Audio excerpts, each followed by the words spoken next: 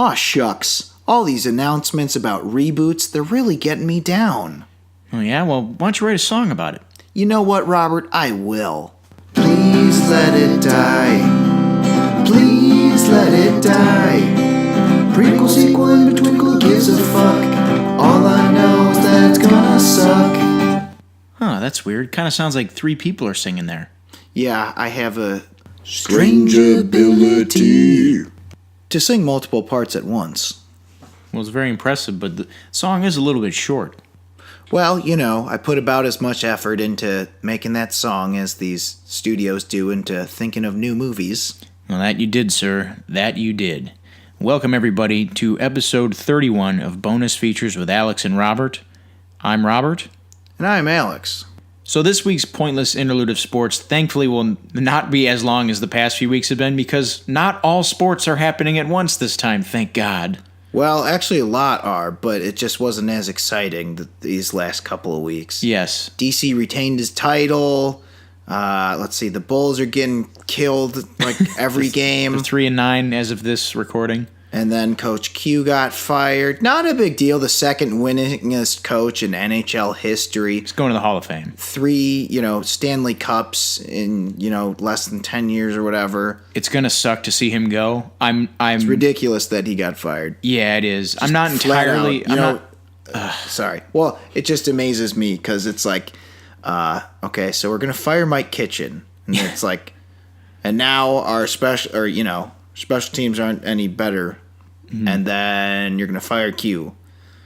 This is crazy. I just don't see how this is his fault. It's early in the season. It sucks ass, but I guess I couldn't. I guess I'd have to say that I should have seen it coming because of. I remember that postseason press conference from John McDonough and how fucking mad he was that the Hawks got swept. So yeah, I mean, God, hell hath no fury like a pissed off GM in NHL. Yeah, I mean that's how it is. The GMs basically they can fire whoever they want. I guess so. Even Hall of Famers are going to be Hall of Famers. I mean, this one is really insane, though. Mm-hmm. Well, it wasn't all bad news in the Chicago sports front. Since we last talked, the Bears have been 2-0. Now they've played garbage teams. But that's the difference is whereas before. You just like any win you could take. Mm-hmm. Now that we are at least good enough to be expected to beat certain teams, that's a good sign. You didn't just beat garbage teams. You thrashed, well, at least one of garbage teams, Buffalo Bills. That was that a game? Would you call that a game? That was a thrashing. That was one where I started to read a little during the fourth quarter, just in between snaps because. Yeah. I'm like, this game is basically over. Defense showing that they don't necessarily need Khalil Mack, though he will be a welcomed member on the field this coming week. Oh, he's back? He is back. Mack Attack is back. The Mack Attack is back. So will Allen Robinson will be back as well.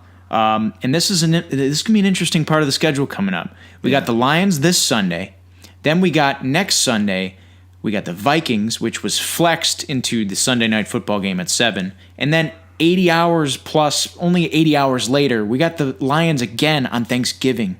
That Thursday. So that'll be an interesting, it's the Viking sandwich, if you will. So it's Viking, Lions, Vikings. Lions,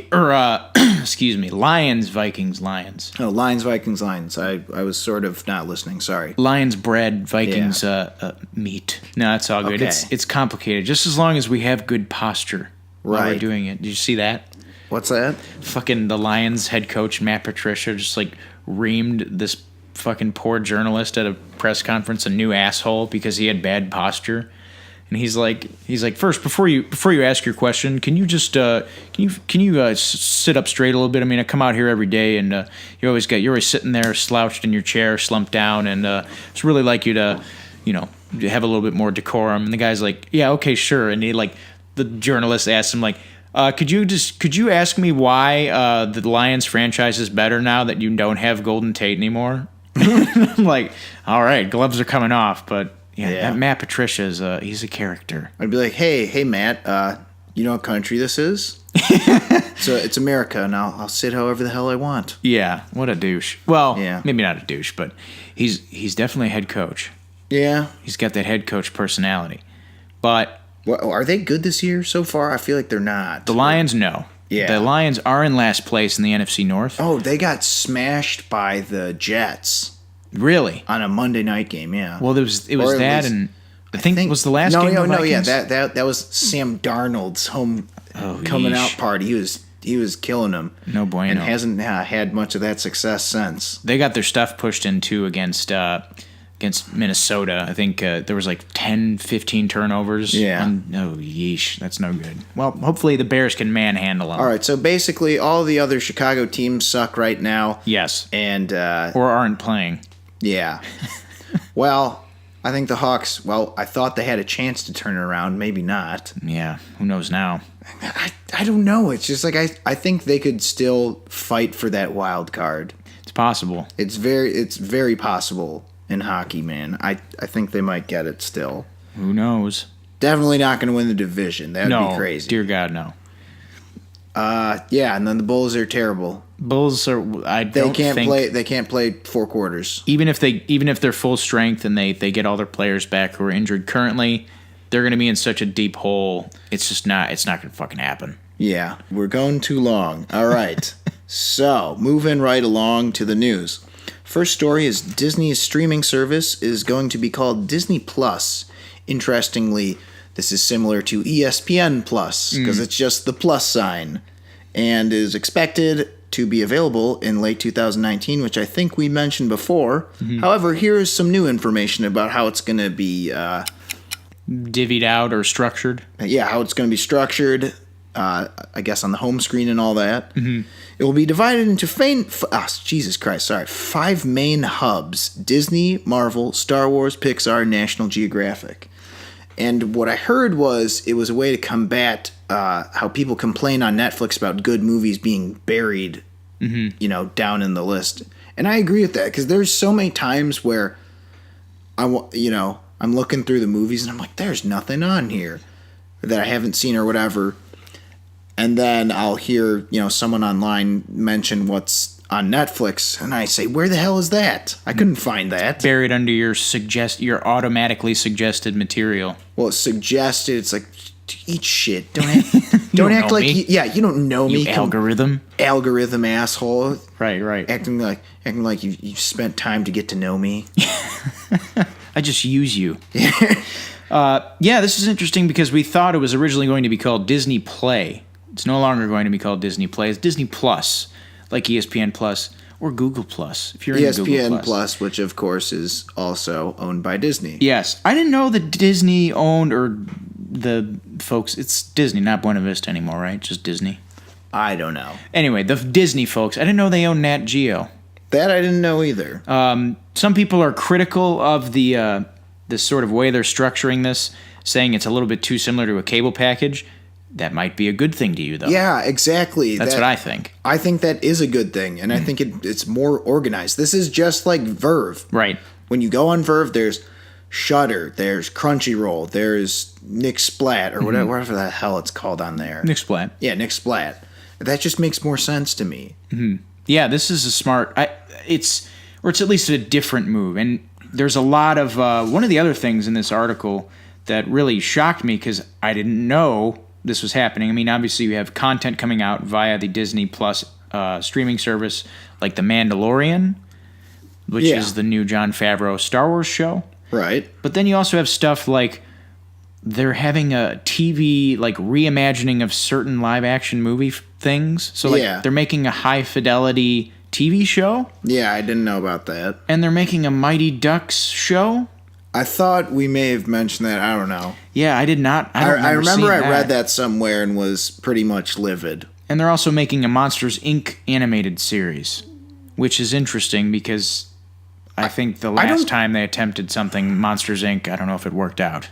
I don't think a TV series is all that outrageous, though. No, probably not. They've done that a lot of times. There's a Hercules TV show where it's like he's young Hercules. Yeah, the Lilo and Stitch TV show. There's a bunch of the Buzz Lightyear show. Oh, dude, Buzz Lightyear, Star Command? Yeah, dude. No lies. I think some of these shows are pretty damn good. Yeah. Obviously not as good as the movie, but like it wasn't just like a useless kind of cash grabby. Well, I guess It still is. But yeah, but I mean, it worked. I mean, the shows were of quality is what I'm saying. Right. It wasn't just to just churn out shit. Right. Like I would say you could argue that about some of the sequels to the movies, like Aladdin 2 and 3 or whatever. Lion King 1.5. Or Yeah, stuff like that. That's like I could see the cash grab argument there. But with this with TV shows, they've had a pretty decent track record or at least the ones based on the movies. Yeah. They got some other material coming out too. They got a Christmas comedy movie with Anna Kendrick called Noelle coming out. They're making a live action adaptation of Lady and the Tramp, which that one I was kind of aware of. That's the one with Tessa Thompson's voice in one of them, and who's voicing the other? I don't know, but I know she's voicing the lady. Yeah, okay. Don Quixote. They're making a Don Quixote movie. I mean, they got a bunch of stuff. Something called Stargirl, which I think is based on the book. Not the comic book. Right. No relation. No relation to the DC comic, which is going to be adapted for the DC Universe app. Right. So, which point being... only has DC things. Yeah, jeez. I just think that's funny. It's like, you get Disney Plus and you get the Marvel section. Mm-hmm. DC Universe is like, you just get DC stuff? Yeah. It's like, okay. Oh, man. That's... Well... If you want our But opinion, you get lots of digital comics. Yeah, that's true. Yeah. Which I still don't understand how that works, but anyway. I've looked at it. It's like, it's not like entire runs of things, but it's like a lot of issues of things. I mean, okay. I'm being a little critical. I guess if the comics make it worth it, then it is worth the price. It's just if you don't want to do the comics, then it isn't. Yeah. Anyway, we've kind of beat that horse to death. Point being, it's called Disney Plus now. It's going to be unveiled more or less, a little bit more, in April of 2019 at an investor event. Oh. So we'll get some more information then. Right, and don't forget there will probably be Fox things on there as well. Yes, and there will be probably things that move from Netflix to Disney Plus around that time, because right around late next year is when the Disney contract with Netflix expires. So it's like Black Panther will obviously be on the Marvel hub on this Disney Plus. All right, so that's that. Moving on to our next story, Andy Muschietti, director of the recent adaptation of Stephen King's It, he is next in line, not next in line. He's been chosen to direct the live-action Attack on Titan adaptation. Attack on Titan is, of course, based on the manga, which was then an anime, and it's basically about gigantic humanoid giants. Yeah, that don't have skin. That don't have skin, and they just want to eat people, and they have to kill the giants. It's pretty simple. Yeah. I'm probably way wrong. I'm sure it's more complicated than that. Oh, I'm sure it is. I've seen a handful of episodes out of context. Me too. And it's like, man, if you haven't seen the other episodes, it just doesn't make sense. It's kind of cool, though. Yeah, the animation's fun. It's like really, I don't know how to describe it. It's different looking. You know, it's a lot more like, I don't know how to describe how would you describe the animation for Attack on Titan? Well, I would say I think that the tone is something that's a little easier to describe. Yeah. It's sort of like a less boring version of zombie movies. Yeah. It's like a mix of the survivalist sort of, everything, every step counts kind of deal with zombie movies, but the enormity of a monster movie. Right. Yeah, this is an interesting project because I've also seen a few of these episodes on Toonami. Yeah. Out of context, I'm not familiar with the lore, but I've seen a lot of the imagery and there's always something going on every episode that I've seen. Lots of jumping around, epic, those epic anime jumps with the swords. Yes. I'm interested in seeing how this will or won't play into the actual lore of the show, if they're going to go a full Ghost in the Shell and kind of do both. Like, yeah, it's going to be faithful, but not. Like, yeah. I wonder how that's going to happen, or how this will compare to the Japanese versions of the movies that we've gotten, the Attack on Titan movies that are really bad. Right, I've heard some of those are not good. I've heard the Rurouni Kenshin ones are actually all Those right. are good. I was interested in those. Those looked cool, and I wanted to see them, but there's 3 of them. Yeah, and they were all in theaters for like a day only. That's so weird. When they came here. Did the Full Metal Alchemist movie come out yet? I have not. That's like a show I've never watched. That was another one that I was like, saw coming out. And was I know like, that all right. the Death Note one did so well. Oh, yeesh. Well, the Death... Didn't they make a... It was a Netflix movie. Well, they had that, but wasn't there a Japanese Death Note movie also? Or am I out of my mind? I don't know.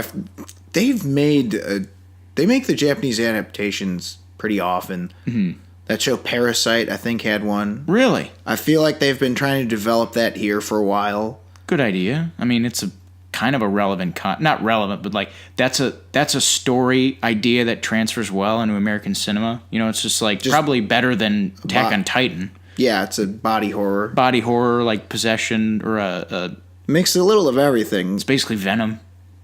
Yeah, actually, that might not be a good idea. Then people will probably compare it to Venom a little too much. Yeah, but point is, this should work as Andy Muschietti did a pretty damn good job of working with effects and creatures and what have yous in it. And scariness. Yeah. And, you know, it's not a horror show, but it is, you know, they're supposed to be intimidating. No, that's what I'm saying is that's kind of what I wonder is, because what was the guy who directed Ghost in the Shell? Oh, Rupert Sanders. Rupert Sanders. What did he direct again? He did Snow White and the Huntsman. Okay, so that's kind of what I'm thinking is, as I don't know how good that was, but it was okay. I mean, it was that's good to what look I mean. at. Like it was kind of like Ghost in the Shell. It was like good to look at. Well, see, that's what I'm saying is since Andy Muschietti, is that Muschietti? Muschietti, I think. Muschietti, whatever. The guy who directed it knocked it out of the park. So I'm wondering if he can be the one to finally get anime adaptations on the board. That'd certainly be a big win. Because I thought Ghost in the Shell was a step in the right direction. It wasn't like Dragon Ball Evolution. No, it's not bad, but it wasn't as good as it had to be. Yeah. It just wasn't. But that's unfortunate. Hopefully this could change that. Let's hope. All right, so moving right along, FilmStruck is to be shut down next month. It is a film streaming service owned by Warner Media that specializes in classic films, as it is an offshoot of TCM, art house, foreign, and independent movies. This is unfortunate, mainly because I did not have FilmStruck, but I saw a lot of ads for it, and I saw a lot of, like, in its, like, advertisements, like, they had certain movies up there, like The Third Man and, like, foreign stuff, and yeah, I'm like, wow, that's really interesting to have on stream, because there really isn't any other, like, Netflix doesn't have these kinds of movies on stream, you know what I mean? Not often. I can think of 3 or 4 movies that I've watched that are super old on Netflix. I watched some Buster Keaton thing. It was like The General or whatever. Oh, the train one? Yeah, that one. They had African Queen, but other than those, I can't think of a lot off the top of my head. That's mostly recent movies or terrible direct-to-video movies. Interestingly enough, FilmStruck was also, as per 2016 when it went online, it was the sole hoster, I guess, the sole host. Sole host, yeah. Of the Criterion Collection in its entirety. Really? Yeah, for streaming availability. And it so took for the 5 movies that are good in the Criterion Collection, that's pretty rad. Yeah, so it was originally Hulu. There's at least 7. Yeah, there's at least, like, let's say it's 6. We'll call it 6. Yeah, let's not get ahead of ourselves. No. Let's not go crazy. It's just 6. Yeah. No, but originally it was Hulu. FilmStruck kind of, no pun intended, struck it big in getting that Criterion deal. But now it's all gone to shit, which sucks. You want to know what the thing is? That Criterion deal is probably bad because Criterion people are probably big collectors and would rather have a physical copy. That's a very good point, actually, now that you bring that up. Yeah. How much do you think this has to do with the announcement? Well, with first of all, the AT&T / Time Warner merger, or Time Warner buying AT&T. Well, because they're about to do their own thing, Warner Media. Yeah, that's what I was going to say. And how much do you think it has to do with it? I think that has everything to do with it. Because, I mean, doesn't that seem obvious? Oh, yeah. Do you think that FilmStruck content will have a second life on the Warner Media app? Or the probably. Warner Media thing? You know what? It might be just like Disney Play. God willing, I'm hoping this is what happens. So you got your FilmStruck, your Warner Brothers something, New Line, and then DC Universe, huh? Maybe. I mean, incorporate it there. You know, Boomerang, get some cartoons on there. Food Network, there's a lot of Time Warner. I don't know if you need Food Network on there. Well, I mean, do you really need Nat Geo on Disney Plus? Probably not, but Nat Geo probably has a lot of specialized shit that they could. I'm saying there's so many food shows on TV, it'd be stupid to put it on streaming. Right, but that's what I mean is you could have there's so many properties underneath the Time Warner umbrella now especially that they own AT&T. Yeah, they could put so much underneath that. Yeah, but what I'm saying, Nat Geo, I feel like there's a lot of specialized shit that you could make exclusive. I feel like you couldn't do that with food shows. Exclusively on Prime. I don't know. Show about cooking a thing that 10 other shows are going to cook the same thing. I think you underestimate the popularity of Chopped. Oh, well, whatever. I don't know. I don't fucking watch food shows. Right, but I mean, it's one of their, maybe not a tentpole network, but the networks for Warner Brothers, it's All right, ladies and gentlemen, Robert says that this just in, that the Food Network is going to be their big comeuppance, and they're going to destroy the competition. Hey man, Netflix will run away crying. Take me to Disney Disney Plus is just going to give up. Throw up the white flag because of the Food Network. I don't see Diners, Drive-Ins, and Dives on Hulu. I can't go to Flavortown via Netflix. Let's fucking go, Warner Media. Let's do this now. Whatever. So, FilmStruck is no more, though. FilmStruck is no more. That is a pity, but probably not really, because it's probably going to go to the Warner Media streaming service. Let's hope it does. Okay. So moving on, we have a trailer discussion for a movie coming out called Zoo, directed by Antonio Tublen. It is about a couple trying to save their marriage, set against the backdrop of a zombie apocalypse, no less. What did you think of this trailer? I think they finally found a way to make a zombie movie interesting. Yeah. And guess what? That's by barely having zombies in it. There you go. Because... Well, to be more, in depth on what it's about, they're trying to save their marriage, but what happens is the zombie outbreak comes, and then this couple is holing up in their, hunkering down basically in their flat because they're in England.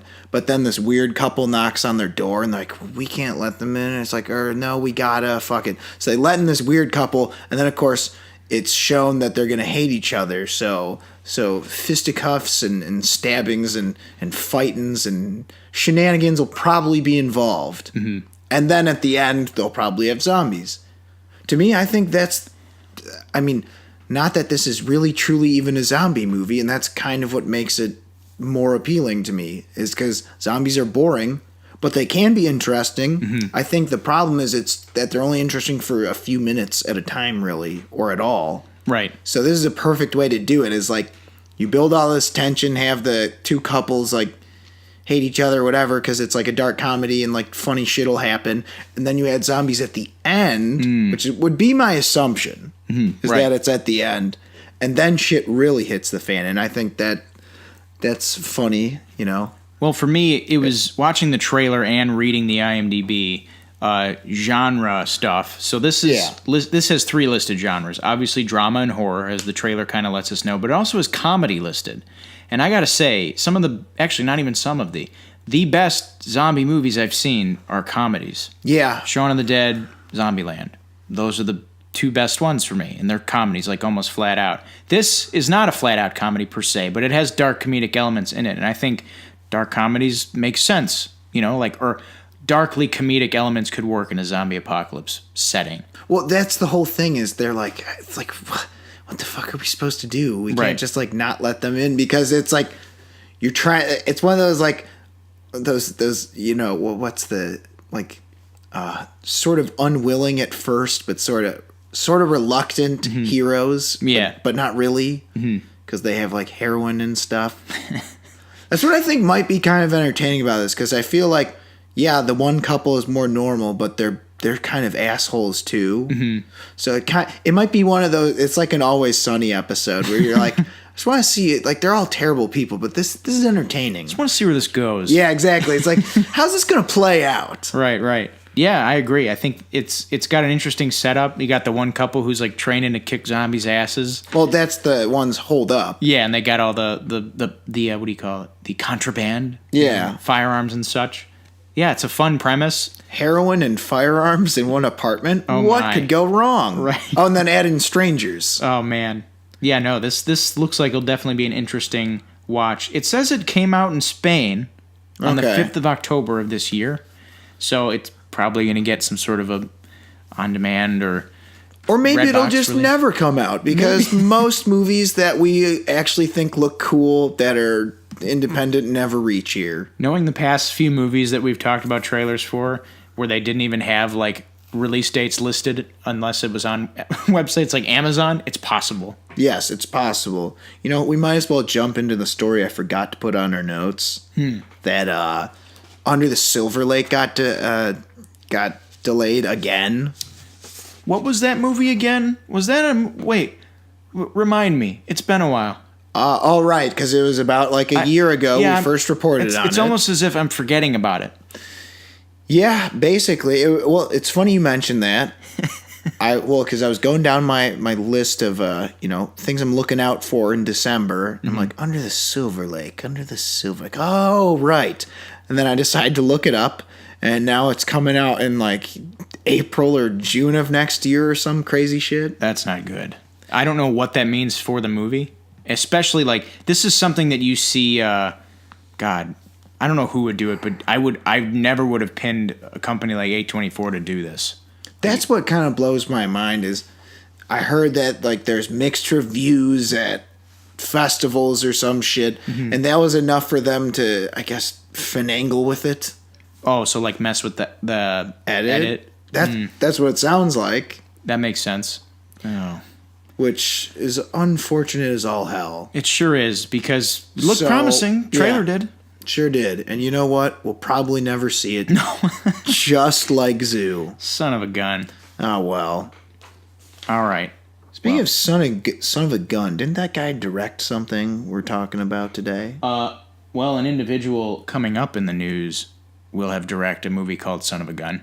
Okay. Well, we'll get to that later. Get to that after this. Anyway, so PlayStation Classic game list has been revealed. So we got Battle Arena Toshinden, Cool Borders 2, Destruction Derby, Final Fantasy VII, which we knew about, Grand Theft Auto, Intelligent Cube, Jumping Flash. There's a question, or there's a exclamation point at the end. Metal Gear Solid, Mr. Driller, Oddworld, Abe's Odyssey, Rayman, Resident Evil Director's Cut, Revelations, Persona. What the hell is that? R4 Ridge Racer Type 4, Super Puzzle Fighter 2 Turbo, Siphon Filter, Tekken 3, Tom Clancy's Rainbow Six, which also came out on N64 and PC, I believe, Twisted Metal, and Wild Arms. Holy shit. What weak sauce. Yeah. This was, well, first of all, the notion that there would only be 20 games coming out, as you would say, that kind of sleeper douched on me. Like, really? 20? Yeah. Now that I think about it. Especially with these 20, it's even worse.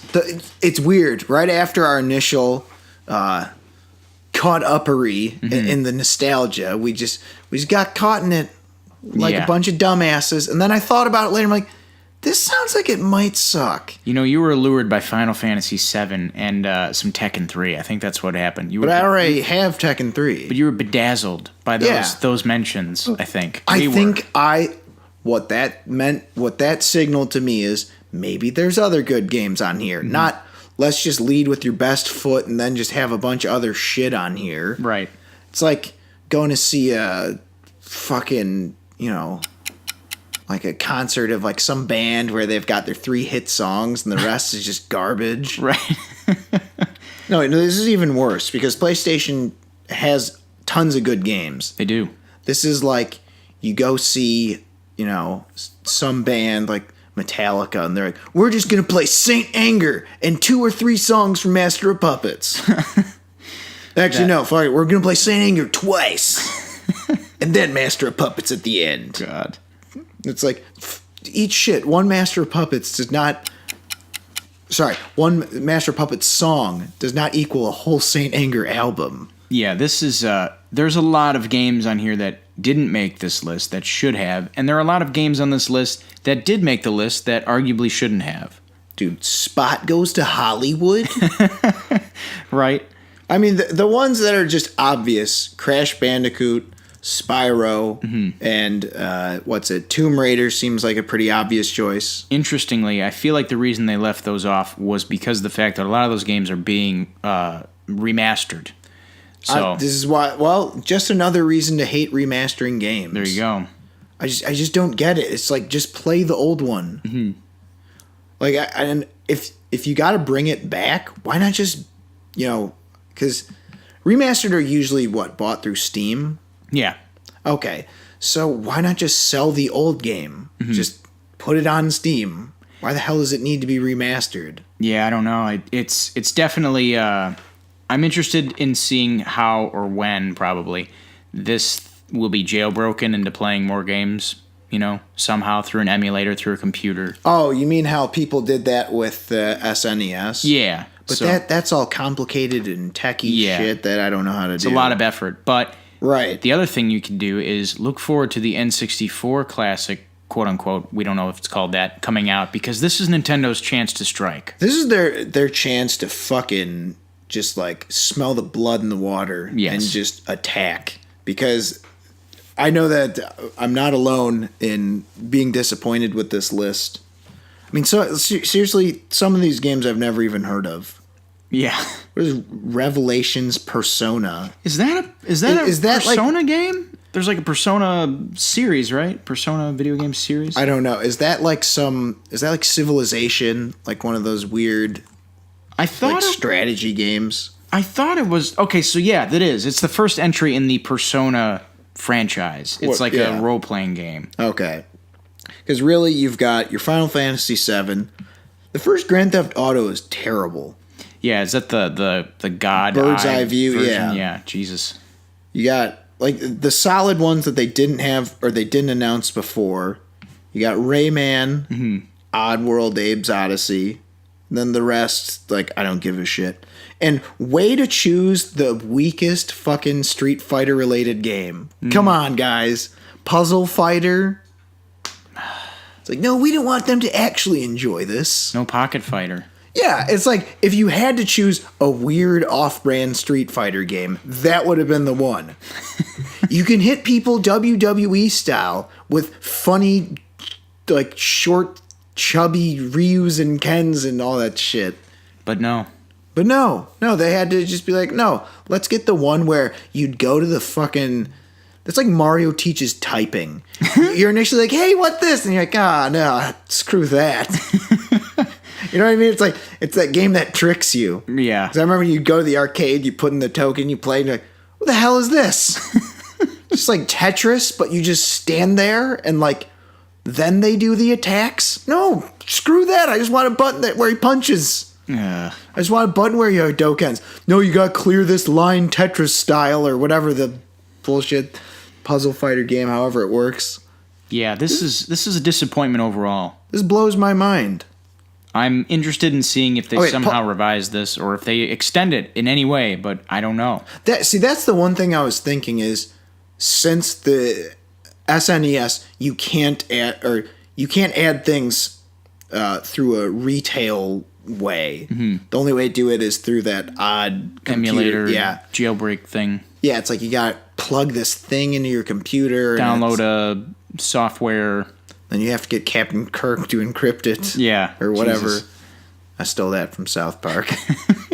It's the one where Token gets a DVD. Yeah. No one has a DVD. Yeah, let me see if Captain Kirk can encrypt it. Oh, man. Anyway, so aside from that, what the fuck was I saying? Okay, since there's no retail way to do it with SNES, I wonder if they're going to do that. I'm going to hazard a guess and say no. No, there will not be. No, so here comes the jury-rigging. Yeah, definitely. Or just people not buying it.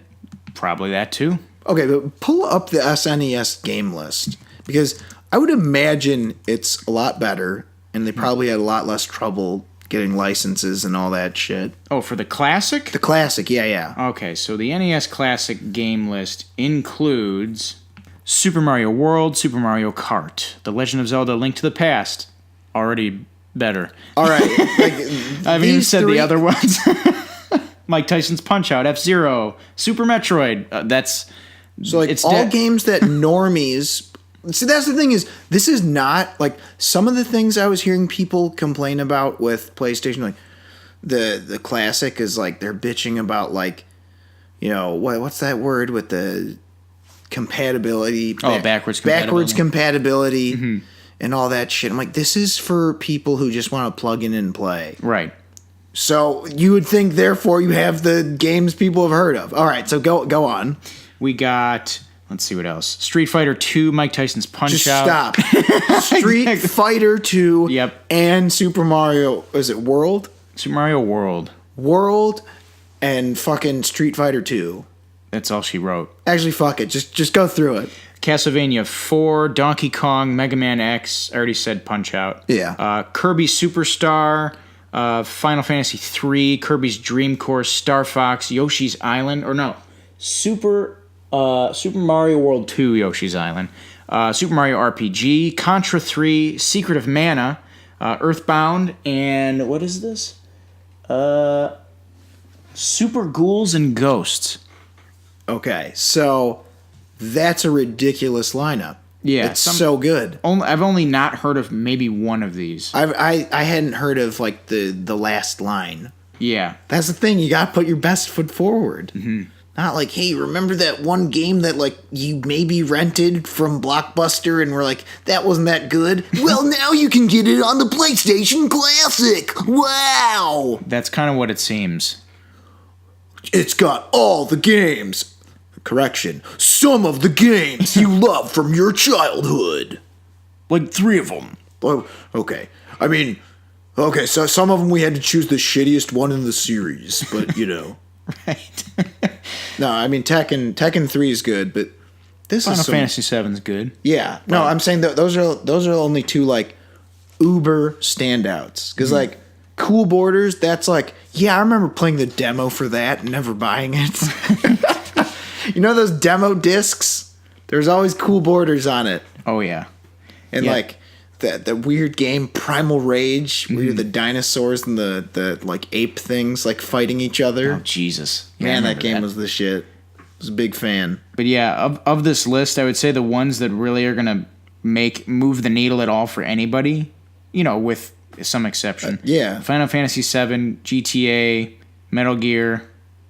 Yeah, see, Metal Gear, like people like it. I like it. No, I know a lot of people like it, but like to a normie gamer such as I don't even know if I can call myself like gamer, but like to a normie, like that's not that enticing. Right. Rayman that's classic. I would see pretty good. That's more the shit that I'm into is like the cartoony ass like action adventure platform games. Yeah, those are the most fun to me. But some of the rest of these, like Resident Evil's fine.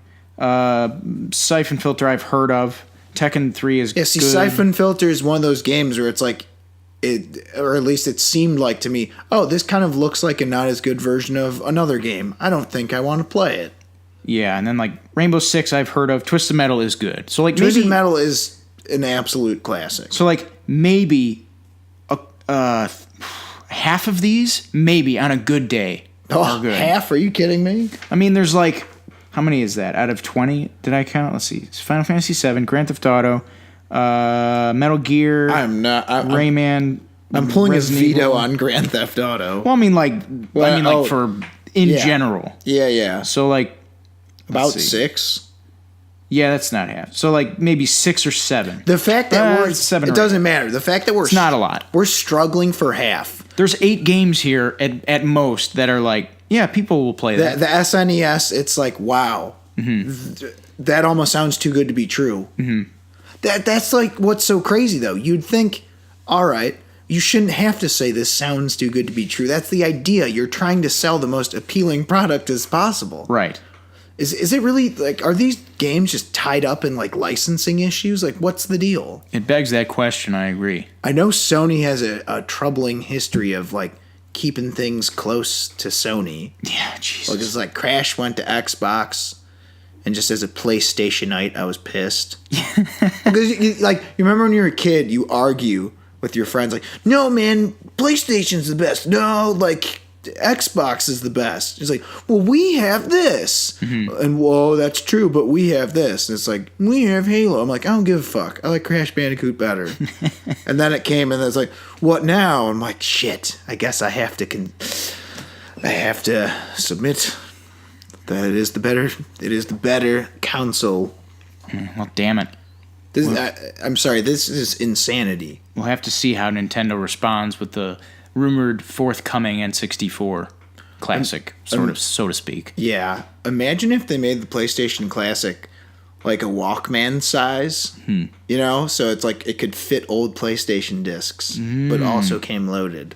That would make sense. I mean, that would be the ideal. But yeah. Lo and behold. I guess Sony's favorite song in this case is You Can't Always Get What You Want. No, you can't. But if you try sometimes, you just might find. You get a better Nintendo console. Well played. Yes. I think they changed the lyrics on the recent tour for that one. The Rolling Stones did. Of course. Okay, so moving right along, what do we got? You want to take this next one? Yes. So this is who we're talking about when we were talking about Son of a Gun. Overlord director and Son of a Gun director Julius Avery has been courted to write and direct Fox's Flash Gordon movie. So this was originally going to be made by Matthew Vaughn, but now we got Julius Avery to make it. This is, of course, going to be an adaptation of the classic 1930s comic strip, hero, who was originally created as a rival, or not a rival, but he was created as competition for Buck Rogers. Right. So he was a Sonic to, Buck Rogers Mario, if you will. So this is interesting. It's being described as a reboot and not a remake of the original Sam Jones. What's the dude's name? Max von Sydow? Was that the guy, or was that Christopher Plummer who played Ming the Merciless? I don't know. I think it was Sydow. Yeah. So this is. It's not a remake. It's a reboot. All right. So there's going to be some changes and all that shit. Yes. I think it's just kind of cool that they're dipping into that sort of subgenre and era of characters. The pulp people? The pulp people, yes. that like sort of the aughts to the 30s-ish era of characters. You know, your Edgar Rice Burroughs stuff. Tarzan. Because they've tried some, and a lot of them haven't worked out. Mm-hmm. But I'd like to see another attempt, because I don't think it's one of those things where it's like anime. It's not, oh, it can't be adapted. No, it just needs to be done right. Right. Because I know that like John Carter had problems. Tarzan has had problems. Mm-hmm. Except Tarzan also had a pretty damn good Disney movie. We've had the Doc Savage movie. Has been in development forever. Yeah, that's what I'm saying. Doc Savage has been in development. The Rock was supposed to star. Has there been a Buck Rogers movie? Not recently. Okay, yeah. So you're right. It's that's what I'm saying. sure. Or like what's it? Sir Arthur Conan Doyle's Lost World. Yeah. There's a lot of untapped potential in these. That's what I'm saying. Things. You could make some really cool movies with these, and I don't think it's that they're too old timey, and I don't agree with that excuse that a lot of people say it isn't. For sure, and it's just sometimes it takes a few attempts. Right, and I think that this director. I mean, I haven't seen Overlord. I haven't seen Son of a Gun, but I think this. I mean, again, I can't speak to it, but I feel like he's got a promising start to his career coming. Well, it seems that way, because Overlord, which I have no interest in seeing because zombies are boring to me, it's been getting good marks. Yeah. So I guess that's my endorsement of that movie, even though I'm not going to see it. Yeah, so I guess we'll have to wait and see if Flash Gordon is any good also. That's right. All right, so moving on to the next one, we've got... Oh, Jesus Christ. Okay. So this next story is about Gladiator, that film in, what was it, 99, 2000? 2000, I think. Thereabouts. Mm-hmm. Russell Crowe starred, Gladiator.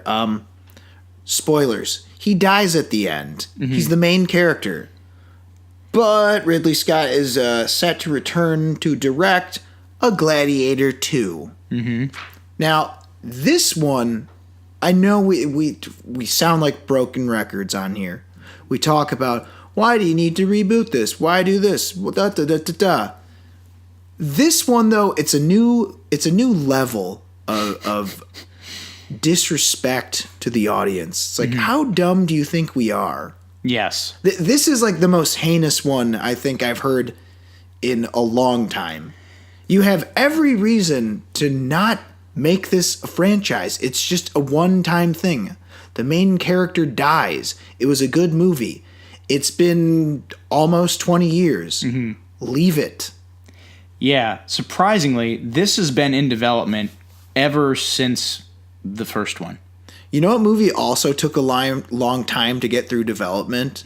Ghost Rider. Oh, boy. Remember how that turned out? Oh, yeah. Not good. No, but it's interesting how much effort has been placed on getting a sequel to Gladiator made, and how passionate Ridley Scott has been about it. There's like a guy breaks both his legs during a marathon. It's like, he just crawls through the last 5 miles. He's like, I'm so close. It's like, that's what development hell has been. A little bit. I mean, I guess the story is going to be about, do you remember the story of Gladiator at all? Sort of. So well, no, see, I remember the main parts. Well, you remember Lucius?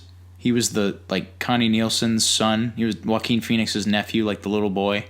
Yeah, what about him? So the story is allegedly going to be about him, being a warrior or some shit after Maximus has died. All right, I don't care. Shit. This is a terrible idea. But listen to this shit. I hope this fucking fails. Listen to how desperate they were. How's that? So here's an idea. One of the many failed Gladiator 2 scripts throughout the past 18 years. In 2006, Scott stated that he and Russell Crowe actually approached Nick Cave to rewrite Gladiator 2, but their ideas conflicted with DreamWorks' idea of a spin-off involving Lucius, who Scott later revealed would turn out to be Maximus's son with Lucilla. But take a guess of how they fucking wanted to make a direct sequel to Gladiator 2. What Nick Cave's sequel was. Was it he's like a ghost or something?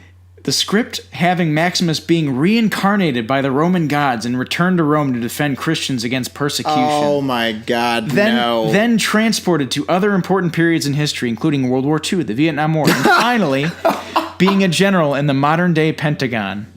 What? Swear to God, this exists. No. This exists. Okay. This is how hard they've been trying to get this fucking movie made. I understand they're spitballing. There's just some shit you shouldn't say out loud at pitch meetings. Can you believe this shit? I'm sort of speechless at that. So in many ways, this Gladiator 2 sequel, whatever the fuck it's going to be, fuck it. I don't want it, because Gladiator 1 is perfect. It's a great fucking movie. That's a timeless classic. Why? No, but this one, to me, it's like, this is the ultimate nothing is safe, because I understand it's fine, you're going to try and milk anything from the 80s that's fun and, goofy and vibrant and can sell, gear. Because it's oh, Top Gun, oh, he's got the cool uniform and sunglasses and Halloween costumes. Right. Fuck it. Even though I hate that too, I can at least mildly understand this. This is not in that realm of movies. I mean, it is sort of an action movie, but, they market it and, they sort of put it on a pedestal as if it's, not one of those. Why don't you make a sequel to The Shawshank Redemption and The Green Mile? And my God. Fucking, no, that's what I'm saying. It's this is a new level of insultingly stupid. Yeah. Well, this movie we don't want it to happen, but I guess I can the only solace I can take from this is that whatever this movie ends up being, it's not going to be the worst version of Gladiator 2 that I'm going to get, or that I could have gotten. I don't care. It's just holy God. Well, maybe I want that version more. Honestly, I kind of do, because that sounds like, I'm not even joking, one of the worst ideas I've ever heard. God damn it. Oh, wow. Can you believe that shit? That's what I'm saying, is I don't like using hyperbole like that, but name me a worse idea for a script. I don't know. I don't know if I can think of one. Off the top of my head, at least.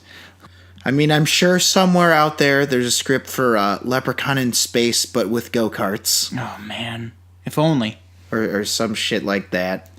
Or like Enter the Dragon, but it's about Roper's grandson, and he's a tap dancer. Oh, jeez. And he tap dances against Han's ghost. But Han loses because he doesn't have any feet and he can't tap shit because he's a ghost. Oh, that'll teach the kid. That'll be a good lesson for the kids. Yeah, don't die and join tap dancing contests. Right. But anyway, we really love Ridley Scott. Love him to death. One of the best filmmakers living again. But I don't know how I feel about this idea other than bad things. Yeah, I'd agree. I mean, it's kind of hard to believe the guy who directed the first one, directed Alien, directed Body of Lies. Yeah, I mean, The Martian and a lot of stuff. So maybe in a sane world, he'll choose to direct something else. And it'll be rad, just like his other movies. Anyway, moving on to the next story.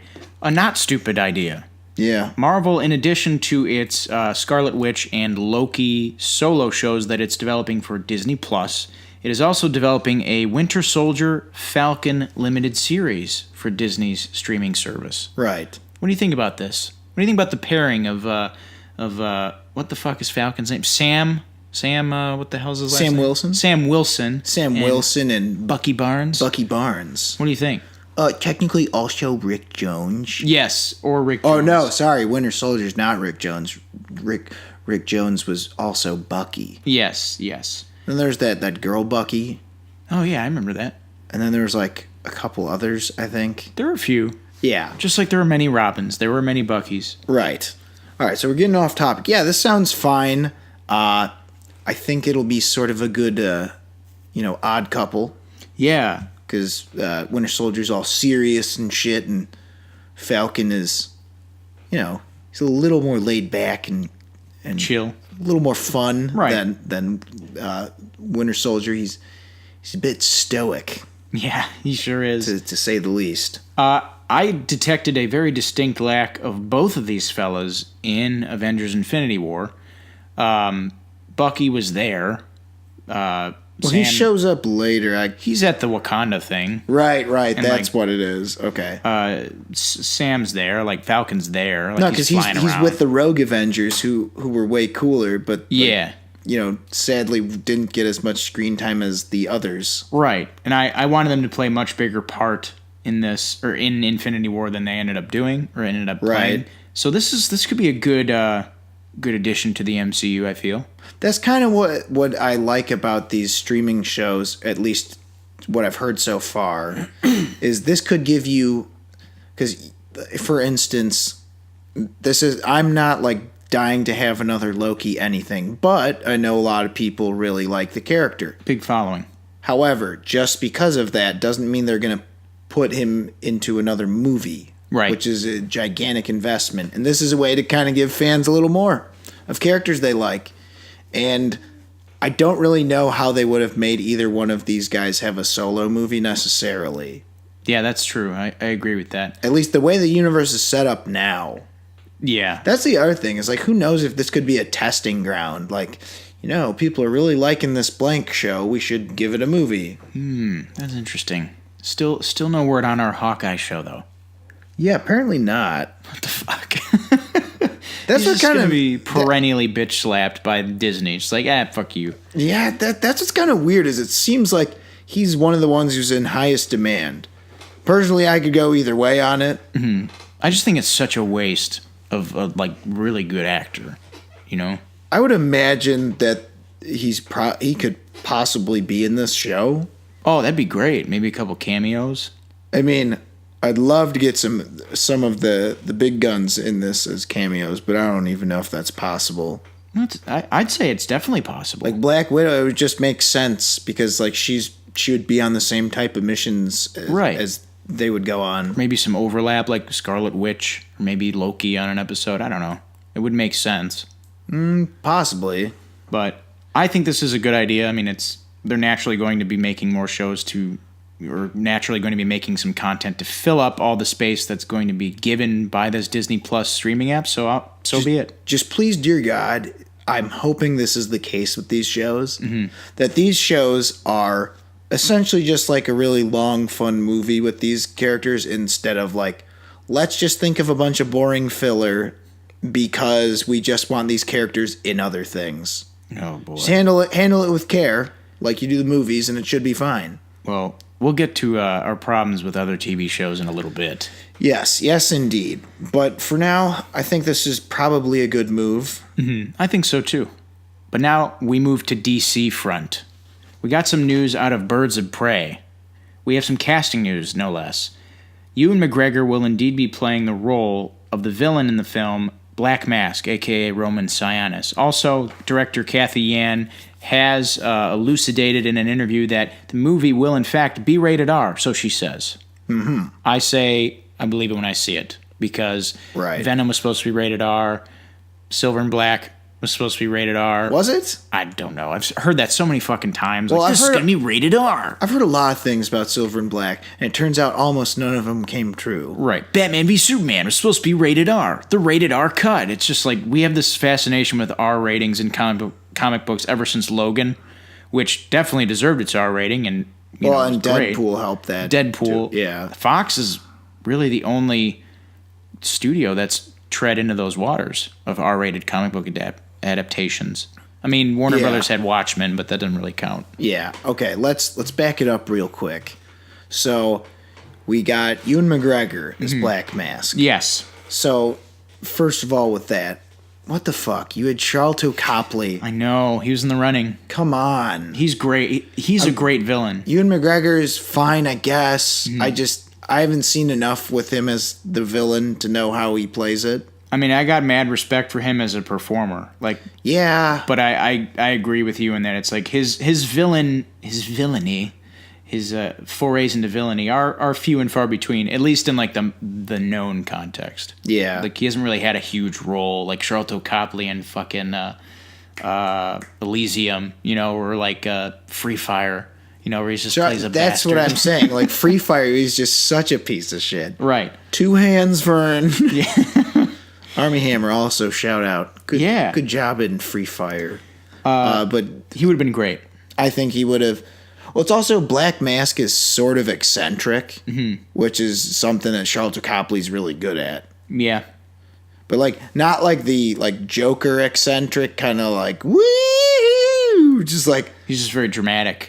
Yes. Mm-hmm. He's got a little pep in his step. Yeah, he's very histrionic. Yes. Yeah, that I think that's the best way to describe Black Mask, because like he's that guy who will like punch a table in half when shit's not going well. Right. And he'll be like, all right, okay, I gotta pull it together. Like he's very all over the place, and I think Charlton Copley proves. I mean, he's done that type of role a number of times. Mm-hmm. All right, so now back to the R rating thing. What do you think? Is this necessary at all? I don't think so. Like, it's... Okay. I'm not saying you can't. It's just it seems like, and this may be just because of all the articles talking about it, there's a weird infatuation with it. Like, it really needs to be R. Ooh, the R rating. Yeah, man. It's like, you can't do a superhero movie. You can't do a Alan Scott Green Lantern unless it's R. Yeah. You couldn't possibly do a Booster Gold unless it's R. You couldn't possibly do a Squirrel Girl unless it's R. Plastic Man. Yeah. I'm not saying like you can't. I'm just saying the material doesn't scream R rating. No, a lot of times it doesn't. Like the only one where I'm saying like, yeah, probably necessary is Punisher. Punisher, or like, I mean, there are certain arcs of like Death of the Family. It's like, yeah, sure, you could do an R version of that. It's pretty fucking hardcore. Yeah. But like Birds of Prey is, by and large, it's very hard PG-13. Like The Dark Knight is PG-13. You're gonna be worse than that. Yeah, I mean, I don't really see a need, especially. Don't pull a Titans. Yeah. See, that's kind of what I'm saying. It's like, nah, we're trying to be edgy and stuff. Mm-hmm. We're going to have people say, fuck Batman, and say it really stifled and forced. And sound just fucking shitty. Sorry. I hate the way he delivers it. It's like your thing about the kid getting bullied. Fuck you. Oh, yeah? Fuck you, huh? Oh, wow. It's like, Ooh, I'm really scared, Robin, you dork. Oh man. Ugh. But sorry. Well, let's harness it back in and get back to task here with this movie. Yeah, the Gail Simone run, the Chuck Dixon run, which are the two runs that matter. Nothing really R-rated in there. I mean, it gets like close, sort of, but not like it's not like over the top. No, like it's not like it's not Sin City, Yeah, like where it's like bullets. Well, Sin City, it's like that. Especially if you're trying to do like any sort of faithful adaptation, it's kind of impossible. Right. Because you got guns and nudity and blood Cannibalism. splatters. Yeah, cannibalism. You really got a lot of shit there. It's like you get like dark stuff like thematically, like, oh, this person was in the human trafficking ring. Mm-hmm. Like you can depict that in PG-13 just fine. Right. It's like obviously like art gives a little more like oomph, and it's like, oh, that's shitty and sad. Right. That's like, but like I'm trying to think other like the violence. It's like no one's getting like their head like just straight up blown off. Yeah. It's like your typical like Batman, like Birds of Prey is just like Batman comics. If Batman doesn't need to be, that's actually a great comparison. If Batman doesn't need to be R, neither does Birds of Prey. For sure. It's like, well, Huntress is a killer. Yes, she's been portrayed as a killer a number of times, and it didn't need, like, she wasn't, like, crossbowing people in the eye and then, like, eating the eyeball. Yeah, it's like, correct me if I'm wrong, how many motherfuckers has Iron Man killed? A lot? A lot of people. But it is with style, He just, like, shoots a bomb at them, and you don't see anything, but you just see a giant fireball. That's the thing about, like... action movie violence is like there's a number of different kinds, but it's like really there's the two main kinds. It's like your fun sort of like adventure-y violence, it's like Jackie Chan fight scenes. It's like it's amazing how non-violent they are, even though they're fight scenes. Right. And then there's like your Eastern Promises, like bathhouse. Yeah. It's like this shit's like it's very hardcore, and it's like, for lack of a better word, I guess, much more realistic than like a rush hour, like, and then we clasp hands and jump kick the bad guys at the same time, which is awesome and it looks cool, but it's not like real. And it's like superhero fight scenes, especially the way the DC universe has it right now. It's not really all that concerned about being super real. No, but it is concerned about being dark and gritty. Yeah, and that's debatable whether or not that's worked out for them. Yes, it certainly is, but we'll see if it does work out in this case. Yeah, I mean, whatever. If it's got to be R, then fine, have at it. Sure, we'll have to wait. But if it's a soft R, it seems like it's totally not that'd be like the dumbest thing. Is if it is a soft R, it's like, why bother then? It's like they just cuss a lot. Like, what the hell? Like, then no, I'm not saying that. I'm saying the reason why I say why bother is like, unless you're gonna go hard R, it's not worth like cutting out a lot of potential audience. Yeah, that's what I mean. Is like we don't want this to be a planes, trains, and automobiles R. Yeah, it's like for one scene where a character says the F word. That's the movie, man. Everyone rents at the Blockbuster when you're a young child. Let's get a movie. Oh, goodness, this is R. I'm sure it's fine. You're watching it, everyone's like, fine. And then you get to the scene where he's at the card checkout desk, and it's like, oops. It's like a dark cloud. No, I mean, that enters the family room. That's like, dude, Rumble in the Bronx, I think, is R. It has 3 F words. Really? Yeah, which is the max, or that's the drawing line. You just got to intersperse it. No, but it's just like there's 3, and like, yeah, there's some violence, but again, just like I said, it's Jackie Chan violence, and it's like a little more brutal than Rush Hour or whatever, but that's all it took to be R, which is crazy. It's crazy. All right, so whatever, it might be R. You know what? I think you might be right. I think it probably, I'll see it when I believe it. And we'll go from there. All right, so now we move on to the review portion of the podcast. So, as promised, we decided to give TV a shot. And that shot was, of course, given to Legends of Tomorrow, the show on CW based on the DC characters and has Sarah Lance character from Arrow in it. She's White Canary and all that shit now. It's confusing. Anyway, I'd seen a couple episodes of the first season. I thought they were all right, but this trailer for this fourth season looked extra zany, so I thought I'd give it a shot. And so we watched the first 2 episodes. That's all we could get through. Yeah. It was just like, I thought we were gonna, actually really give this a shot. Like, no, it sucks. And my main problem is that the craziest parts in that trailer, I mean, it's like a movie where a comedy where all the best jokes are in the trailer. Very similar thing here. It's like all the best action moments or super heroic moments or like wackiest outlandish moments were just at the tail end of each episode. Mm-hmm. And not only that, like, it was only a couple minutes each. Right. I think this is okay, but here's the problem. TV it's not just a regular kind of investment, and I don't know if that kind of if I can put a huge investment in something that's just okay.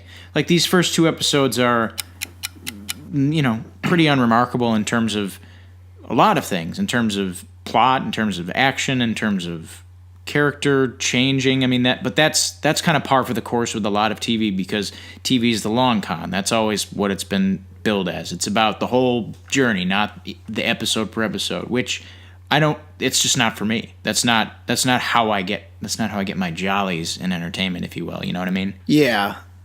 I think part of the problem is with the long con, there's certain plots in these 2 episodes. Like, who the hell is the one character who like doesn't show his powers at all? Oh, Steel.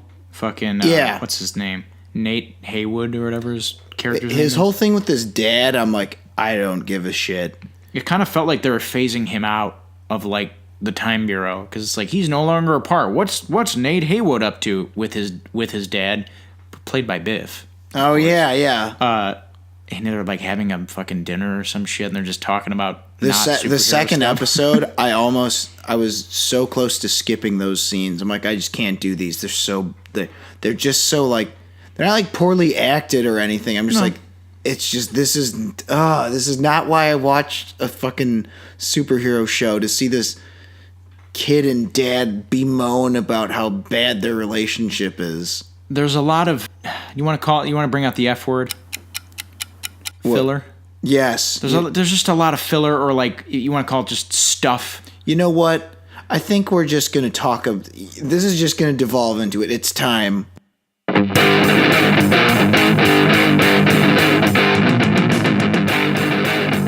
TV sucks. In your face. Yeah, we said that. What of it?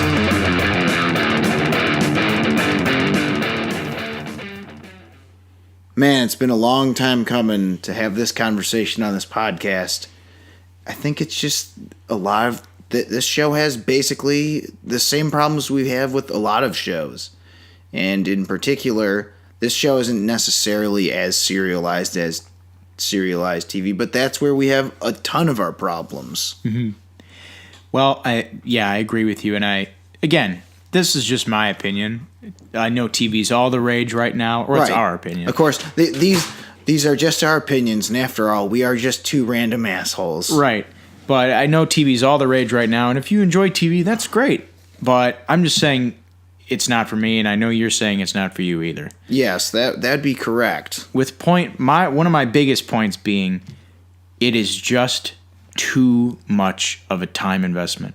I made that point a little bit earlier. Right, but now we're going deep on that. Yeah, why is that? Well, the classic example.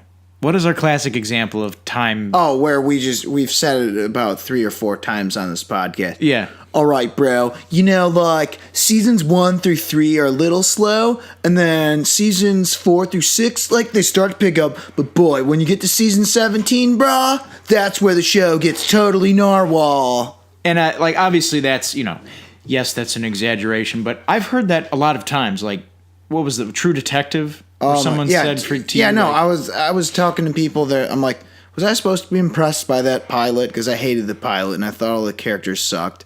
And someone's like, you just wait till you get to episode 4. And I'm like, hold on. You're saying I have to spend 4 hours to start enjoying this show? I could watch 2 movies in that time. Right. 2 good movies. Mm-hmm. I could watch Commando and something that's, couple hours long. or excuse me, hour and a half or 2.5 hours. Yeah, even. You can get even 2.5 hour movie in there. Yeah. But no, there's just simply... Okay, I could watch Commando and Face Off in that time. Yeah. Face Off is a good 2.5 hours spent. I think it's a 2:15er, but... Yeah, it's close. It's a long one for that type of movie. It's good, though. Yes. Short review. Face Off is awesome. But it's... There's just too much time involved for me to... So here's one of the biggest case studies, I think, TV-wise, is super interesting. Mm-hmm. Lost. So, remember when that was a huge deal? Yeah, of course. You know how you can, actually trace the sale, the spike in sales of HD TVs with, the premiere of Lost or whatever the fuck? It's a huge fucking TV event. Right. You know how much of a fucking disappointment the series finale is for that show for so many people?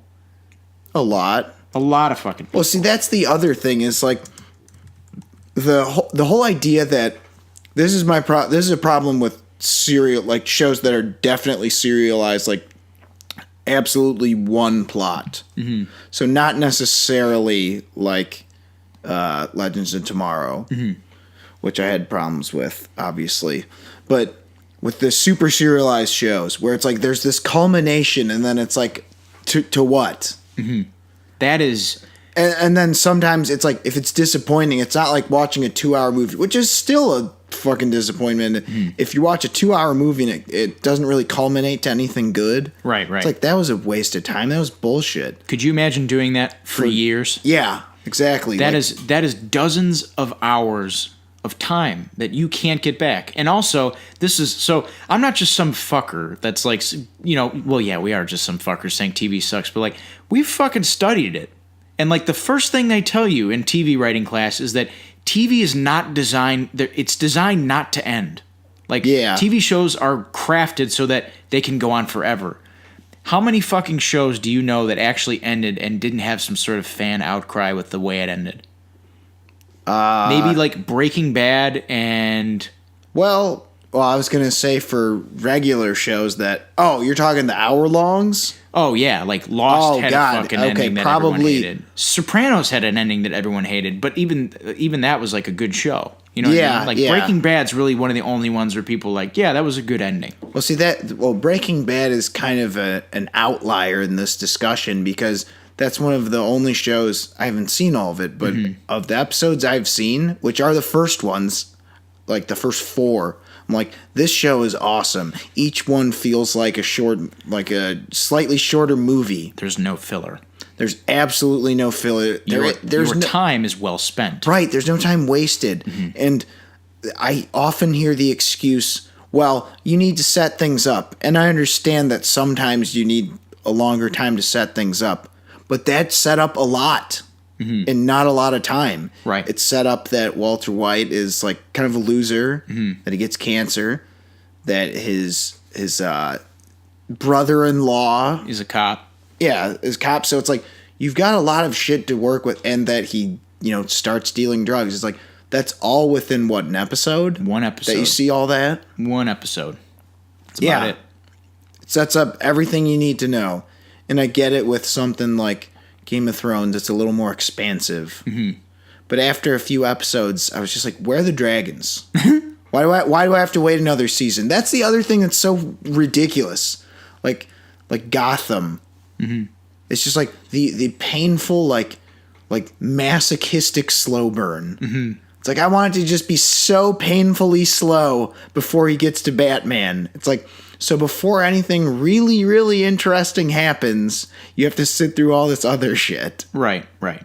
And I mean, go ahead. Well, I was just gonna say for that, it especially doesn't make sense to me because Batman being Batman is what makes him interact, or like that's the whole point of him. Right. Like what are we doing? Yeah, the best Batman show is, or rather are, the half-hour-long episodic ones where it's every episode they're new animated. adventure. Right. So our big problem. Some of them are 2-parters. That's true. That's Yeah, true. no, But I'm that's kidding. not, I keyed. huge investment. Yeah. But yeah, our big problem I is don't know, with 44 serialized. minutes. Right. Yeah, no, go on. What were you saying? But no, our big beef lies in serialized television, like 1 hour long television. Not sitcoms, really. I think to sum up what we were just saying, though, it's like with the like ending being often the endings being unsatisfying or dissatisfying, whatever. It's like the serialized format, it gets too played out. Mm-hmm.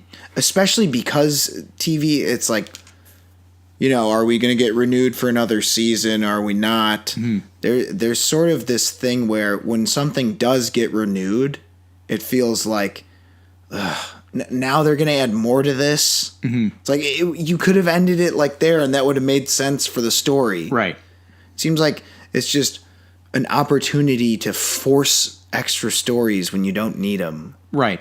And, well, I feel like we should get to our other point, because we agree. Yeah. Which is the big one, which is TV versus movies. I'm sorry. I don't agree that TV is better than movies right now. Even right now, when we've talked about how bad of a year it's been for movies. Yeah. It's like I would rather, there's something more artful about doing everything that a television show can do in 2 hours and doing it better and more fucking, more streamlined and more condensed and getting away with it, here's another example. See that Damon Lindelof on Lost. When he was writing fucking Lost, he was helping J.J. Abrams write the first season of Lost, and they got it renewed. He shit his fucking pants because he didn't know how to end the show. Right. So here is this show that's building up to an ending, and they didn't even know what they were doing while they were making it. That doesn't happen with movies. Well, you could argue it's starting to happen with the MCU, but even that is, relatively planned out. It's planned out. Or and Sony with their Spider-Man-less Spider-Man world. But is that getting played out? Are people starting to, there were serialized elements in the last thing that they made, Infinity War, and I was like, come on, guys, like, don't try and rope me in. I'm going to fucking see it. Well, and that's kind of what we were saying, is like Marvel is sort of like a gigantic TV show. Right.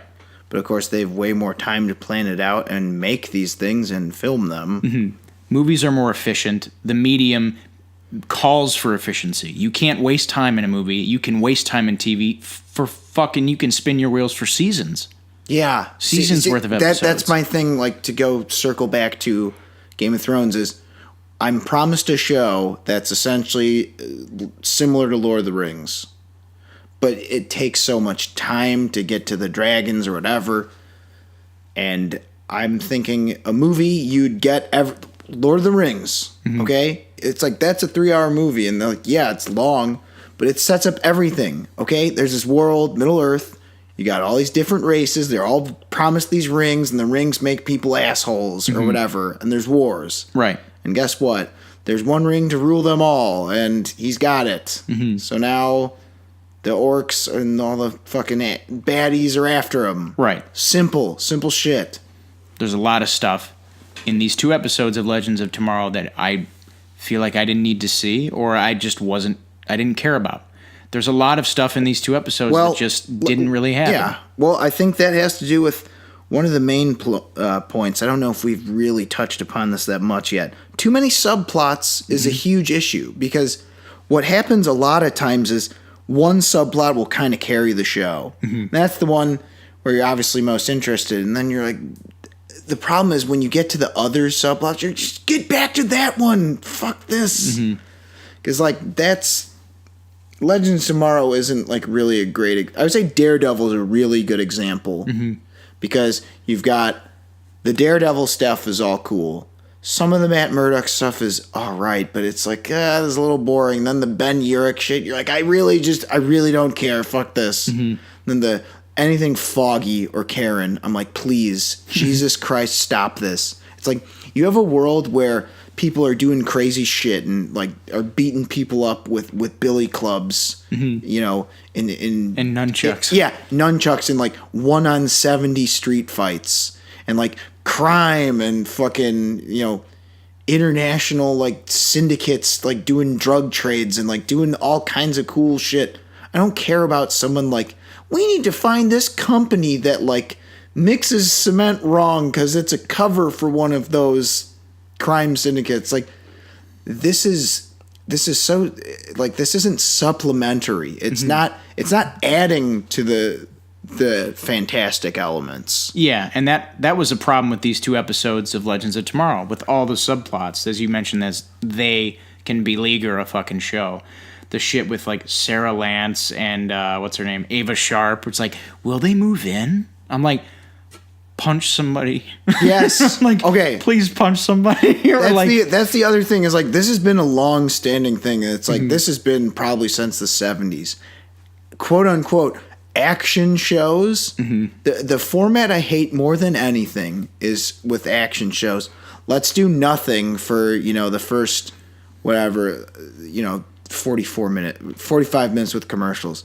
Let's do nothing for the first 40 minutes and then beat up the bad guys for 5 minutes. Right. And that's a huge problem with these shows. You have it with the Ava Sharp, Sarah Lance shit. We mentioned Nate Haywood with his dad. Yeah. There's a bunch of stuff in this. And like, that's why I miss like the Smallville, one thing with man. like, what's her name? Or like, I couldn't save her. She gets all emo, and it's like, whoa, tone shift, guys. Let's cool it on that. ISIS, whatever her name is, Zari or Zero. Zari. Yeah. I'm like, what the hell is? Yeah. Yeah. Maybe that's something. No, like fuck it. I don't think if I watched 3 seasons of that previously, I'd care. I was gonna try and give it an out, but I'm. That's why I miss Smallville, man. Cause like the early episodes, because it was Freak of the Week, and you were guaranteed a fight at the end of every episode. Oh, at the end. That's what I mean. Okay, good. But that's what fucking how long? Okay, so you have to sit 40 through minutes. 40 minutes of bullshit and him whining about whatever. And but like, look how fucking bad this is. There's one fight at the end of the second episode. Yeah, because come on, man. Well, because the first episode was the Woodstock thing. Yeah, and they're like fighting a unicorn. I'm like, but this it's like doesn't fucking it's count. not it doesn't count because it's what I call generic magic battle. Generic magic battle with the use of relics. Like, oh, lights shooting lights, and we have to put this relic in some other relic, or like use this relic to make shit stop happening. Like, right. It's like a really uncool version of Hellraiser, essentially. Right. Because obviously Hellraiser's a really awesome relic in the puzzle box. For sure. And the Cenobites are hacking people up before we get to that point. You know? But I cannot stand generic, like, stuff's happening, power battle. Yeah, and that's what comprises the climax of that episode. Second episode, we get a fight. But it's probably a minute and a half long. Maybe 45 seconds. It's White Canary beating the shit out of some pilgrims. Yeah. It's good. It's like... Yeah, it's all right, but it's like, you can't put that in your promo like as if this is going to happen a bunch. And I thought that, like, that's ripe for a bunch of fights. Like, at the beginning of the episode, like, hey, stop that thief. And then, like, I don't know, some subplot about, like, you know, before they do whatever shit with the magic fairy lady later. It's like, oh, just like an excuse to beat up some baddies like earlier. It's like, oh, we could use people like you around here, like us pilgrims. Like, I don't fucking know. Like, I'm not saying that's great. It's just like, that would have been better than what we were given. Nothing. It's a superhero show. Right. We're given a lot of scenes of just people talking to each other. Well, that's the problem with TV. That's what I was just saying. These action shows, they just think, oh, we'll just have... Like, they made a joke about that on Robot Chicken once. Yeah, the Incredible Hulk show is great. We just have him, like, walk all sad along the road for 45 minutes, and then Hulk would show up for the last 5 minutes to beat up the bad guys. Right. It's... Man, oh, man. Filler, man. And that's... I'm not saying all TV does this. Again, we mentioned, like, Breaking Bad is renowned for having no filler. Breaking Bad is just such an anomaly, and what kills me is, like... It's like, it's the greatest show, and it's like, it very well could be. And I would say, like, It probably is. I just don't watch enough TV to know. But what's sad is like part of the reasoning. It's like because every episode's good. Mm-hmm. Like that should be standard, right? That's actually a really salient point. It's true. It should be. And like there are. This is just again. Like what's a movie series where it's like, oh, like the first one sucked or the first 3 suck, but then once you get to 4, it's like there are a couple of those, but like. Maybe 2 franchises. 2 franchises. And it's not even that bad. Like Mission Impossible. It's like the first one's fine. Second one's bad. I think the first one's pretty damn good. First one's like, yeah. It's Second one sucks. It's no good. But it gets better. Like Fast and Furious, like the first few aren't as good as the latter 4 or 5. But even then, with like Mission Impossible 3, yeah, it'd probably help to know the first 2, but it's not necessary. Mm-hmm. And that's like... I mean, movies tend to not, even though they are a series, often are not serialized. Like Lethal Weapons, like you don't forget need to see it. them. Yeah. You've no need to see the others. Mm-hmm. Of course, should because they're all excellent. Right, but they're not prerequisite of each other. No, they're not like, oh, it's you from the other movie, and it's like this guy showing up wouldn't be shocking if you haven't seen the others. It's just like. Riggs and Murtaugh, that's all I need to know. Right. Movies now are semi sort of starting to become like TV, and like we mentioned the MCU, but here's a fucking hot question. What's that? How many other writer's room-esque movie projects aren't shitty? Meaning like cinematic universes. Cinematic universes? Let's see. Well, okay. I'm going to say in this case... I'm going to say success in fans. Mm-hmm. So not what we think. Yeah. Conjuring universe is successful. Yes. That's done fine. Let's see. Other than MCU, so not MCU including. So basically just Conjuring and not that many. Not that many. DCU is arguable. You could argue either way on that, so I'm not counting it. No, I'm going to say that's like in the middle. Right. Because it's like they've had successes, but it has not been... super consistent. Right. Dark Universe failed. They tried to do it with Spider-Man. It failed. They and now they're trying to do it again with Spider-Man, and so far it's doing yeah. Money-wise, it's worked fine, but we'll that's see you what in I'm Morbius. Saying, it's like yeah. Let's see how that goes. That's early, but I think it's safe to say divided fans and critics.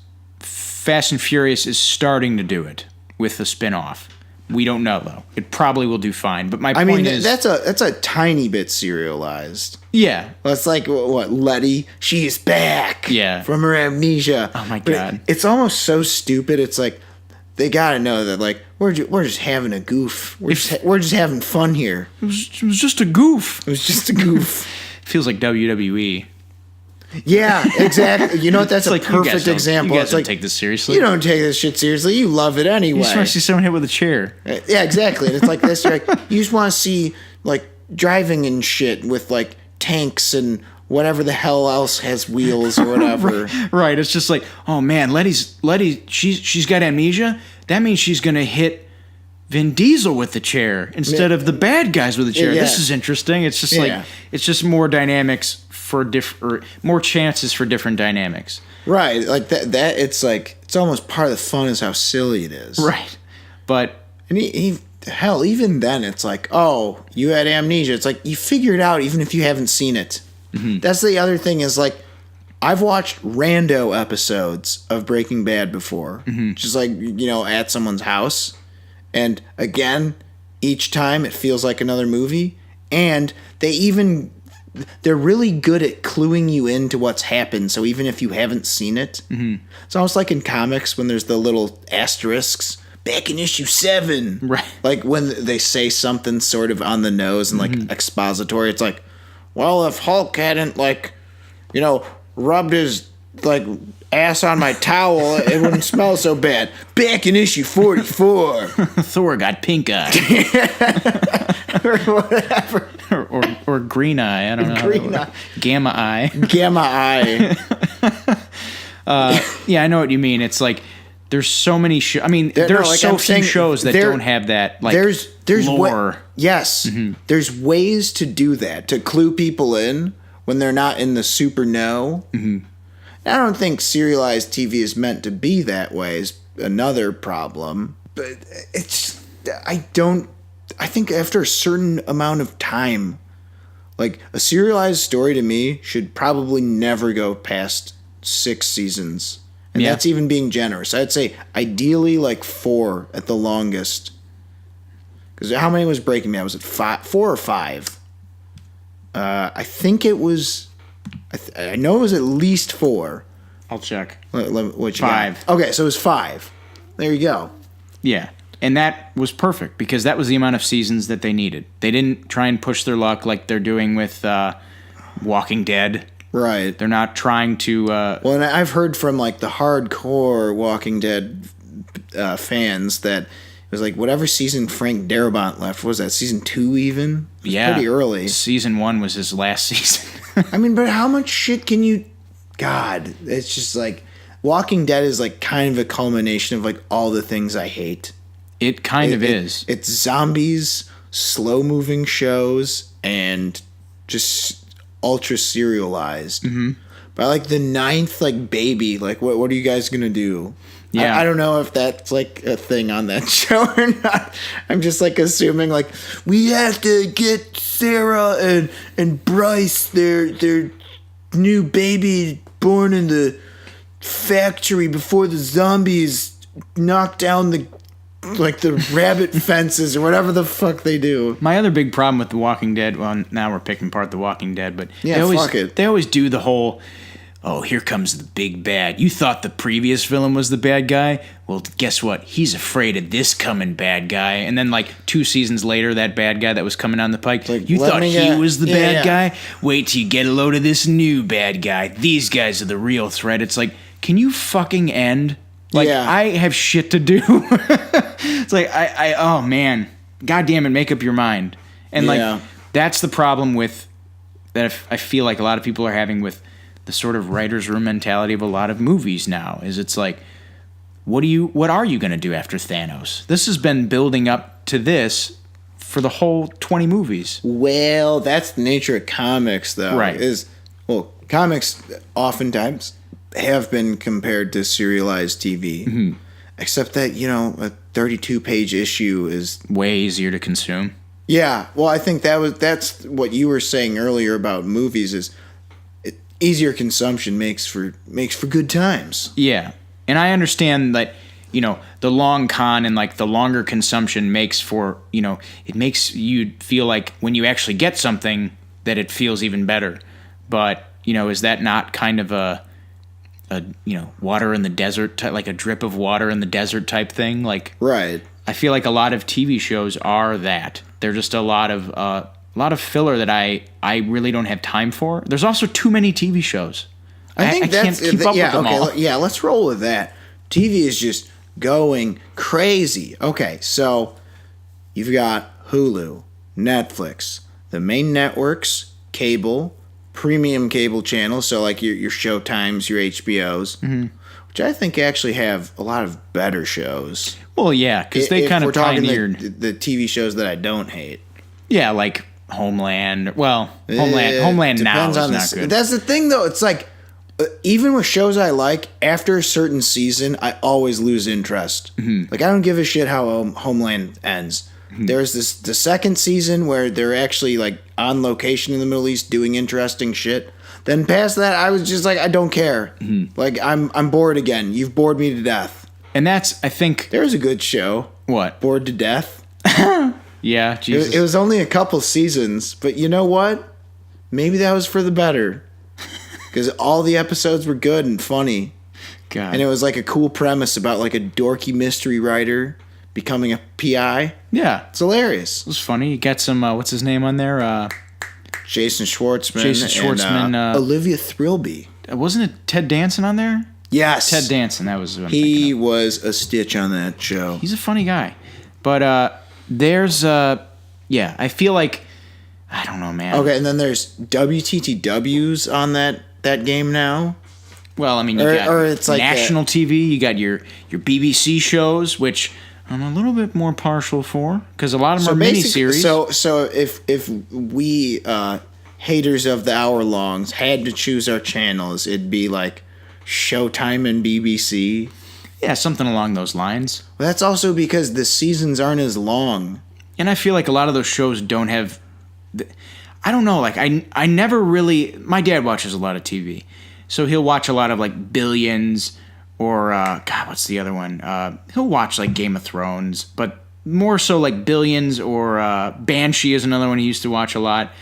There's usually something going on in each episode. Yeah. There's not really a lot of filler. And, like, I feel like a lot of premium channels... They don't really have a lot of time for that, unless it's something like Game of Thrones where there's filler built into the novels. You know, like there's just a lot of lore and history you got to get through. But even with the novel, it's like, well, I can keep reading to get to a more interesting part. Mm-hmm. Not wait till next week. Sorry, this sucked.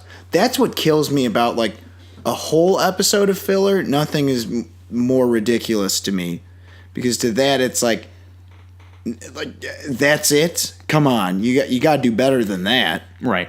Even with like a filler issue in a comic arc, it's like, well, that took me 15 minutes to read, so no skin off my back, not a big deal. Or at least like be honest. Like, what is it? There's certain anime where they'll tell you like there will be like guides from like the creators saying like which episodes are filler that you don't have to watch and which episodes are actually like canonically important. It's like, just fucking tell me. So basically, if you did that with Dragon Ball Z, each season would be about 3 episodes long. Yes, pretty much.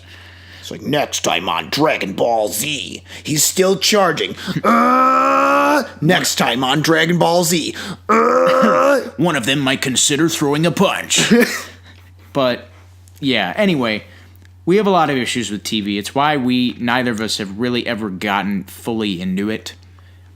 I'm always open to change, you know? I'm always open for that show that's going to come along and fuck me up in a good way and have no filler, like a Breaking Bad, a second coming of Breaking Bad, if you will. But it's so crazy that it's like, it's basically that Breaking Bad is, I mean, it's way above standard. Mm-hmm. But some of the things it does, its practices should be standard. Yeah, like, it should be fucking... Like having it's not even... I guess, like, good is sort of relative term, but it's like having an engaging story. A good fucking protagonist? Like a really interesting character at the center of your story? Well, I think TV characters... See, the issue isn't the characters, it's not the lighting, it's not the acting, it's not the editing. Well, kind of isn't the editing. It's just real... That's the other thing that bugs me, is when people are like, you don't like this show, and I say, no... The story is boring. You got to have... That was the other issue about Legends of Tomorrow, is that the characters are okay. Just like that. But none of them I'm really going to be like, wow, I can't wait to see what this person does. There's really only one character on there who I was like, I like this guy. Dominic Purcell as Firestorm. Because I'm like, he's like the Drax of that show. And I'm like, this guy's the best character on the show. Yeah. Because he's like the least, like, normal. Well, I mean, like... Ray's okay. Like, Ray Palmer's fine. Yeah. Like, everyone's fine. Well, the one thing that I always find kind of, like, jarring is, what's-her-face? Sarah Lance. She's so different from how she is on Arrow. Yeah, she's a lot more leadery, a lot less dark. She's like, all right, team, here's what we're going to do. And she tries to be funny sometimes, and it's like, oh, please stop. Snarky, like, oh, God. I think it was in the end of the cold open of the second episode. Yeah. What does she say? I can't remember. Yeah, but it was like a quip, and I'm like, go. No, yeah, it was like, oof, swing and a miss, and they even acknowledged that. She's like, she says something. She's like, what? Too much? Yeah, what? Too much? Fuck, and they're like, was it? They're like, yeah, I can't even remember what it was, but it was some kind of pilgrim pun or something. It was like, wow, wowee. That's a swing and a miss. No bueno. No bueno at all.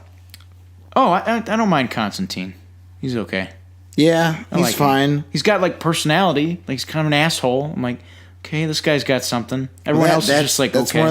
That's one of those things where it's just like certain plots are just way more interesting than others. Mm-hmm. Anything else we want to just talk shit about TV, or we pretty much covered it? I feel like we've expelled the demons. Yeah, basically our problems are, well, I guess we're adding filler by continuing talking. Filler. Yes. Too much time? Too much time, and a lack of continuous action, or not even like fighting action, but just like shit happening that's like developments. Right. And I think overall it's honestly like what's weird to me is I feel like TV is just like what's that? A more expensive version of soap operas. Yeah, because you know like soap operas, it's like I was like, how the fuck do they film these like every day? And it's because like there's cue cards and they just kind of act around those scenes. Right, it's basically live. Yeah, it's well, sort of, but the point is like they convey little information in a long episode. And tell me what the difference is. Yeah, I mean, some with regular serialized TV like 1 hour drama, sometimes you'll get something happening. Yeah, every episode. Not with every show though. There are a lot of shows where just not a lot will happen for certain episodes. Obligatory 17 season episode or whatever. Yeah. Or, 17 episode season. Episode season. Yeah. No, I get what you mean. It's unfortunate because, I remember back in the day I used to have the craving, Yeah. Like, want to watch 24, or you want to watch, and there's a show, like, you don't need to know much going into, I think I picked that show up in, like, season 6. Yeah. Like, when I was a kid, and, like, it's great, Or Alias, it's like, well, she's gone on another mission wearing a funny costume and beating the shit out of people. Right. Simple enough for me. Yeah. So we've lost that. It's all about the uber narrative now. And I feel like that has caused for, it's very much so like an augmented version of movies. You know how you'll have like 2 scenes in a movie, like where they're just like, oh, this is a character, like, I don't know, this is a scene that probably could have been cut. Yeah. Okay, imagine that, like, augmented exponentially. So, like, there'll be, like, 7 or 8 seasons. Exactly. Or 7 it's or like, 8 episodes that are like that. Oh, that arc was really annoying in season 7. It's like, it was there the whole season. Yeah, it's yeah. Like, that's like, even if the rest of the episode, it's like 5 or so minutes of each episode was wasted. Right. So, like, what was a scene in one movie that wasn't that good, ratio that up, it's like 4 or 5 episodes where you're just like, what the fuck? Yeah, what am I watching? And I'm always going to go for the lesser of two evils there, which is I'd rather watch a 2-hour-long movie with 30 seconds of a scene that I'm not down with or whatever, that I'm bored by for only a minute or whatever the hell. Yeah. So, I don't know. I just not down with TV, and Legends of Tomorrow didn't do too much convincing. No, Legends of Tomorrow was a pretty big well, I don't want to say pretty big, but it was a definite letdown. At least from what the trailer showed us it would be. Oh, yeah. They made it like, oh, it's all this zany shit's going to happen. It's like, okay, so let me guess. The Killer Doll episode, or Puppet episode, looked funny. It's going to be a bunch of boring bullshit. The one guy whining about it, or trying to make nice with his dad. And then for 5 minutes, there's going to be the puppet, and it's going to be not as funny or interesting as the trailer made it look. And Firestorm will probably be the best part, but it'll have like 4 lines. Yes, very, very true. But remember, as I said earlier, we're just a couple of assholes who just have opinions about shit, and so does everyone else, so whatever. Take it or leave it. Yeah, if you like TV, go ahead. That's fine. Yeah, I don't know. I'm not going to fucking stop you. No. Just don't try and get me to like it, fucker. To put it eloquently, yes. If you were to try to involve me further in TV, I may decline. Mm-hmm. So that's that.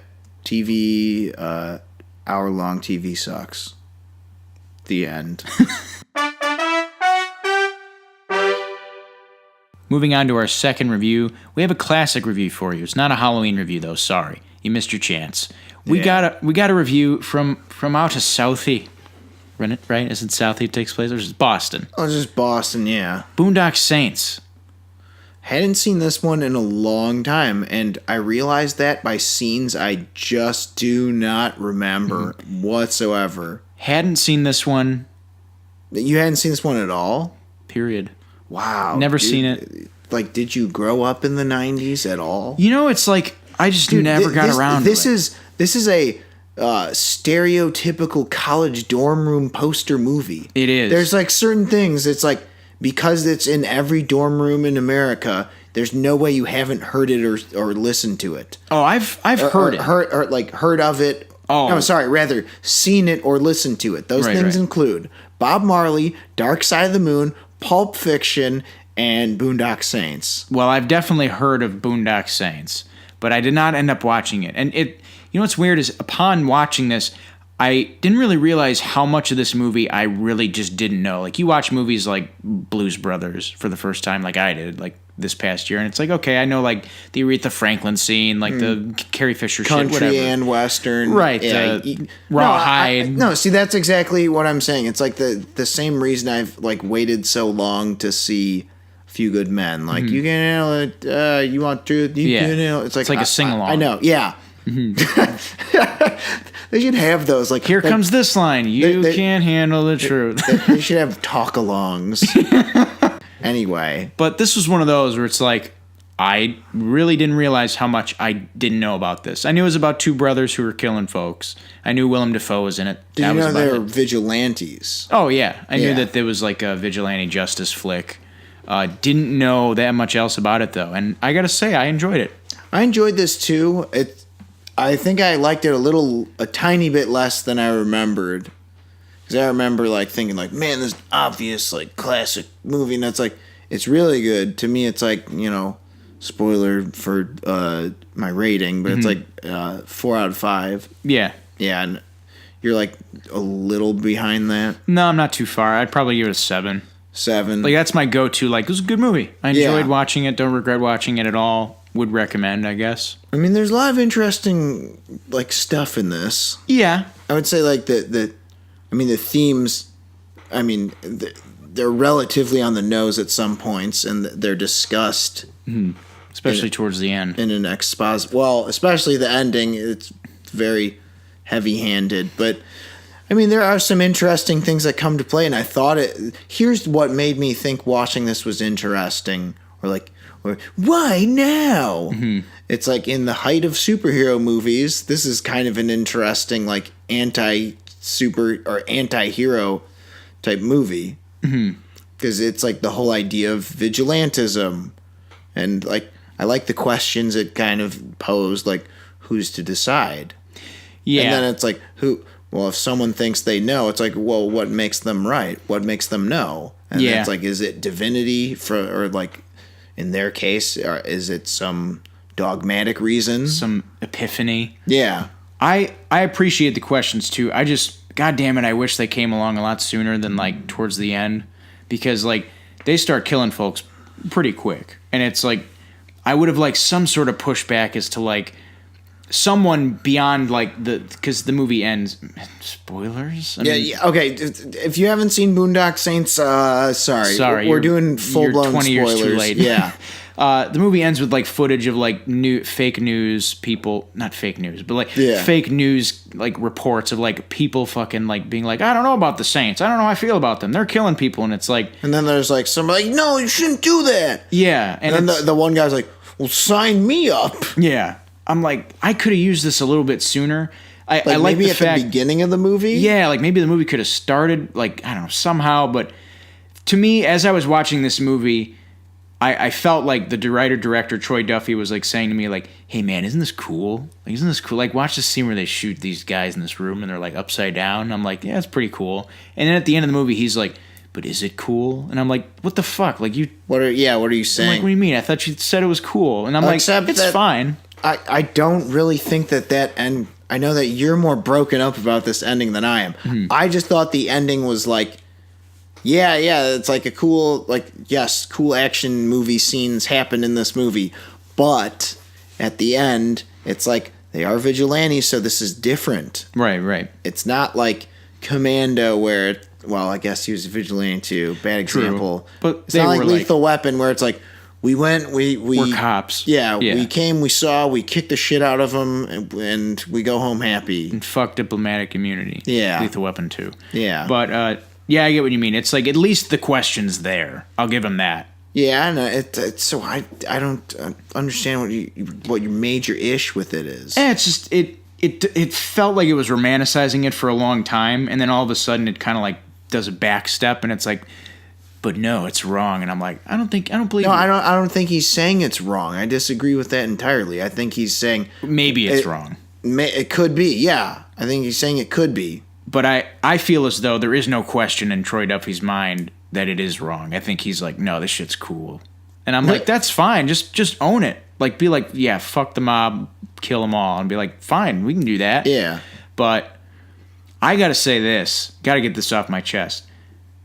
The brothers are fine. Like, Sean Patrick Flannery and Norman Reedus. God damn it. It is the Willem Dafoe show. Jesus, he's so good in this movie. This might be like one of my, like this might go down as like one of my favorite roles for him. Like this and like Green Goblin and like a couple others.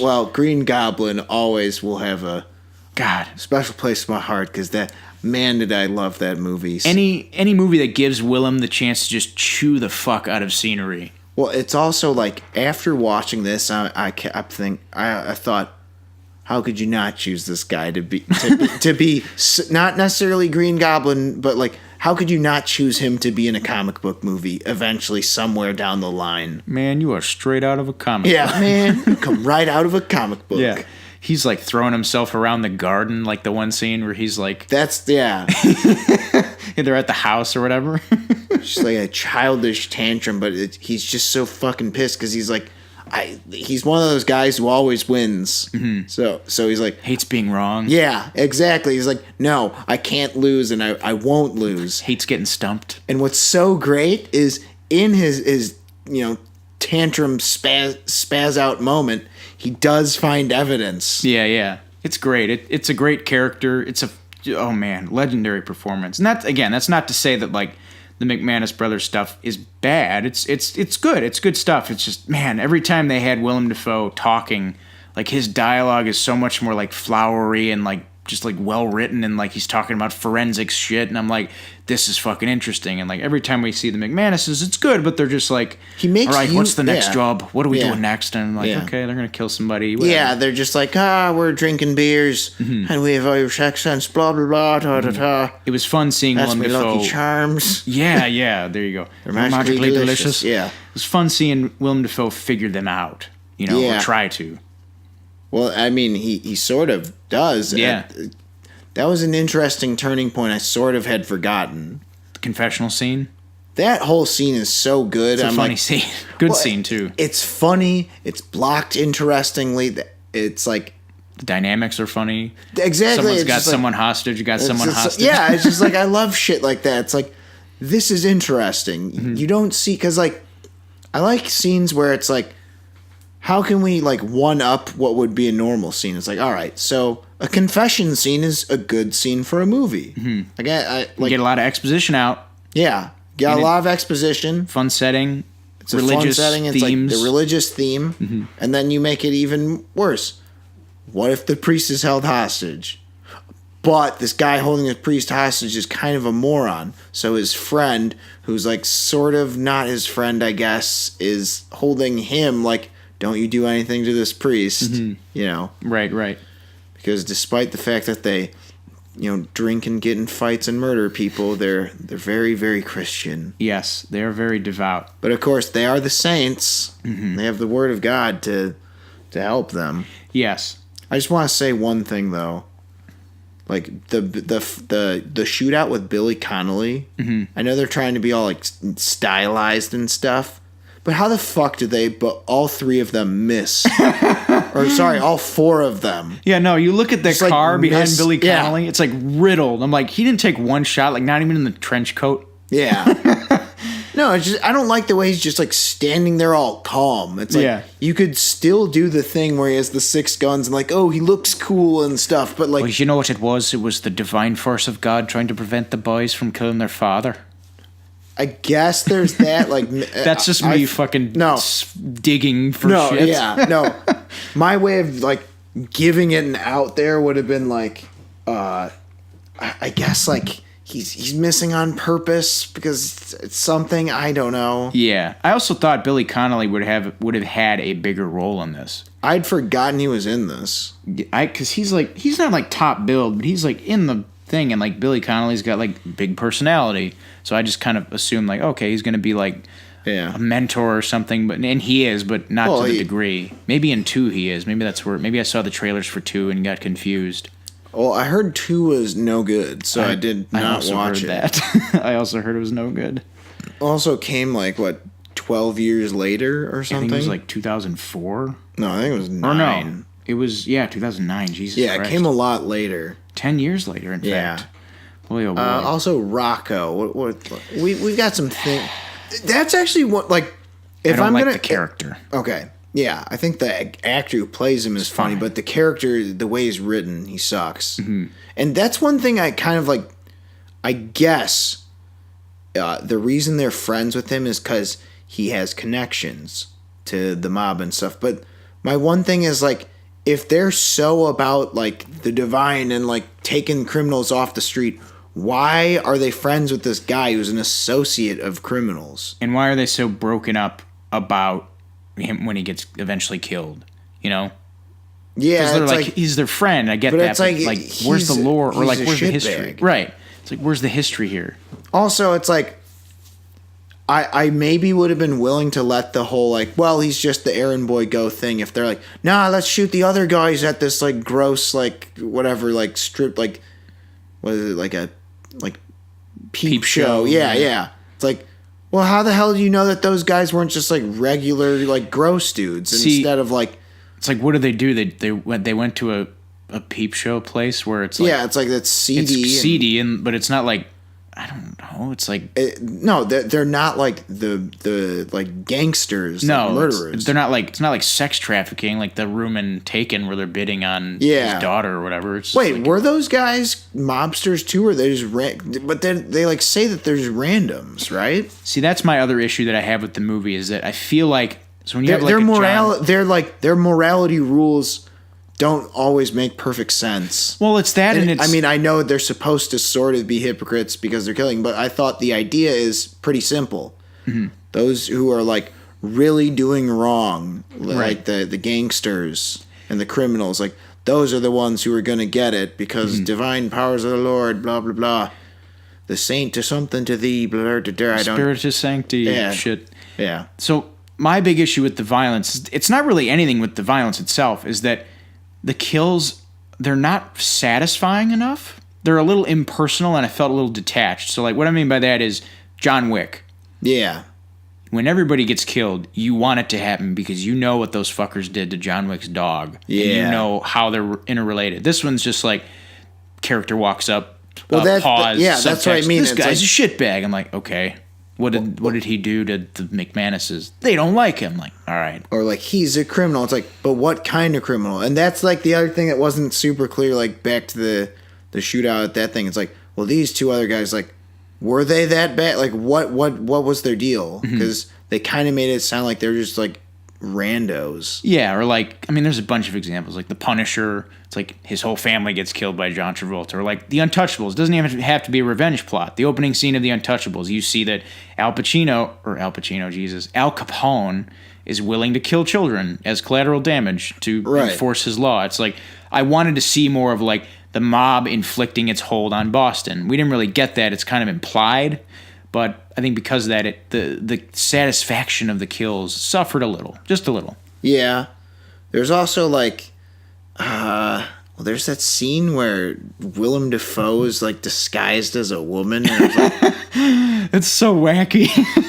I was like, what movie is this? Like, it's so nuts. That just felt so out of place. Yeah.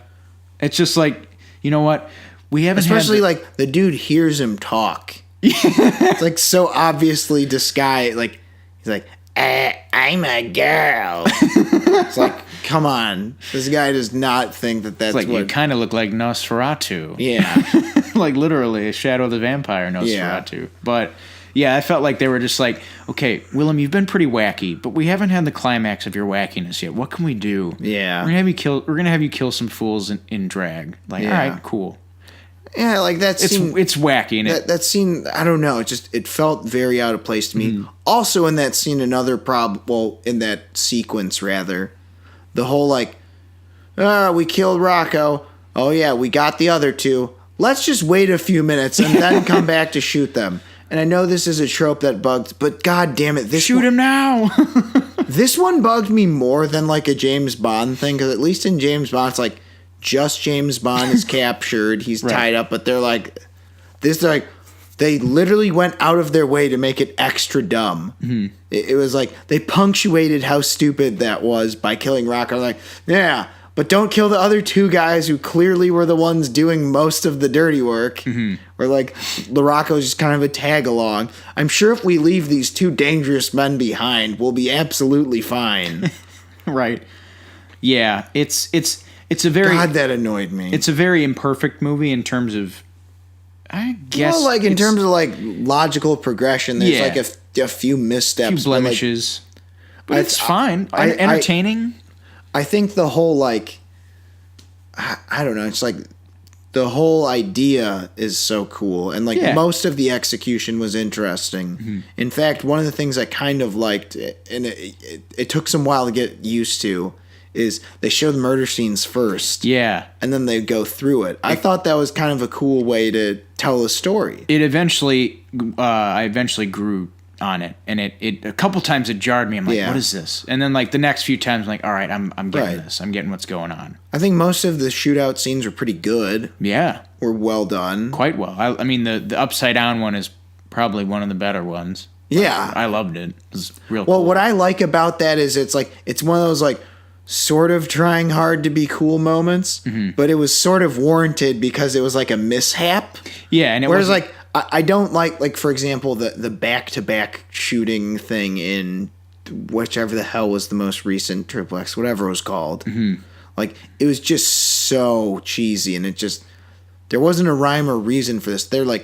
They're trying to be cool, and then they fuck up by falling through the vent. Yeah, and they're not every shot is a headshot. Like they're shooting guys in like the stomach and like the chest. They're like, shit, we just gotta carry through with it. Yeah, we don't have a choice. Right. It's a good scene. A lot of good scenes in this. I also like the last scene is fantastic in that courtroom. I said that badass prayer. Oh yeah, it's. Like that was a great culmination of the whole movie type scene. There's a lot. Yeah, it's a good movie. I'm glad I finally saw it. Yeah. This is one that's like, this is one of the biggest cult following movies ever. Because this is a hugely shitty score critic wise, but a massively Well, that was the thing is like it made very little at the box office, and then it made a killing at the DVD or at the. I guess VHSs at the time. 50 million buckos. Yeah, it's a good movie. I'm glad I finally watched it. Troy Duffy, man. Interesting story. Yeah, apparently I have to look into that more. But you've convinced me that it's a tale worth reading up about. Yeah, the documentary about him is called Overnight. Okay. It's about like his mad dash to success and the self-implosion therein. Also, just real quick, like young Norman Reedus, I can't believe I never put two and two together. Yeah, man. Isn't that crazy? Yeah. I didn't realize that till I just rewatched it this time. I'm like, that's definitely him. So again, I would give it about a 4 out of 5 because the problems... Like they weren't like this movie is unwatchable. It's just like story things that just kind of bugged me. But overall, you're interested in the characters. I think the strongest thing that made this movie interesting to me was the themes. The themes were very present in this movie. I had a good time with it for sure. Great performance by Ron Jeremy. As well, not the best performance I've seen him give. I was gonna say like he, man, this was honestly it is a good performance out of him. He's a shitbag. He really plays it well in this. Hams it up. That guy dies in like every movie he's in. I swear. One of the best deaths he's ever had is a movie called Hell's Highway. Yeah, very comedic death involving his profession. He gets killed in a way involving what the man was pornography. Yes, but it's great. It's a great scene. It's a good movie apparently. So you'd give this feature film again about a siete. A siete. Yeah. So that's 7 and 4. That's 11 out of 15. It's good. It's not bad. So there you have it. 11 out of 15. And if you haven't seen Boondock Saints and you don't mind the fact that we have just basically ruined the whole movie, go ahead and check it out. It's on Netflix now. Or it's on a DVD if it's a Boondock Saints DVD. If it's a DVD of Legally Blonde, it will be Legally Blonde. And if it's a DVD of... Freddy Got Fingered, yeah. it'll be the biggest mistake you ever make in your life. I disagree entirely. It'll be a great endeavor of anti-humor at its finest. Daddy, would you like some sausage? Daddy, would you like some sausage? I'm not even joking. I've never laughed so hard from a TV spot. Oh, man. That shit had me dying when I was in 5th grade or whenever that came out. Good shit. So there you have it. Boondock Saints is a good one. Go check it out. Thank you for listening to episode 31 of Bonus Features with Alex and Robert. If you liked the reviews, or if you liked the news, or whatever, let us know in the comments section. You have a movie you want us to review? Let us know in the comments section. Do you have a comment section about the comment section? Let us know in the comments section. And as always, feel free to go to our social media outlets, Facebook, YouTube, and SoundCloud, at our site self-titled pages, Bonus Features with Alex and Robert for all of them. See you guys next time.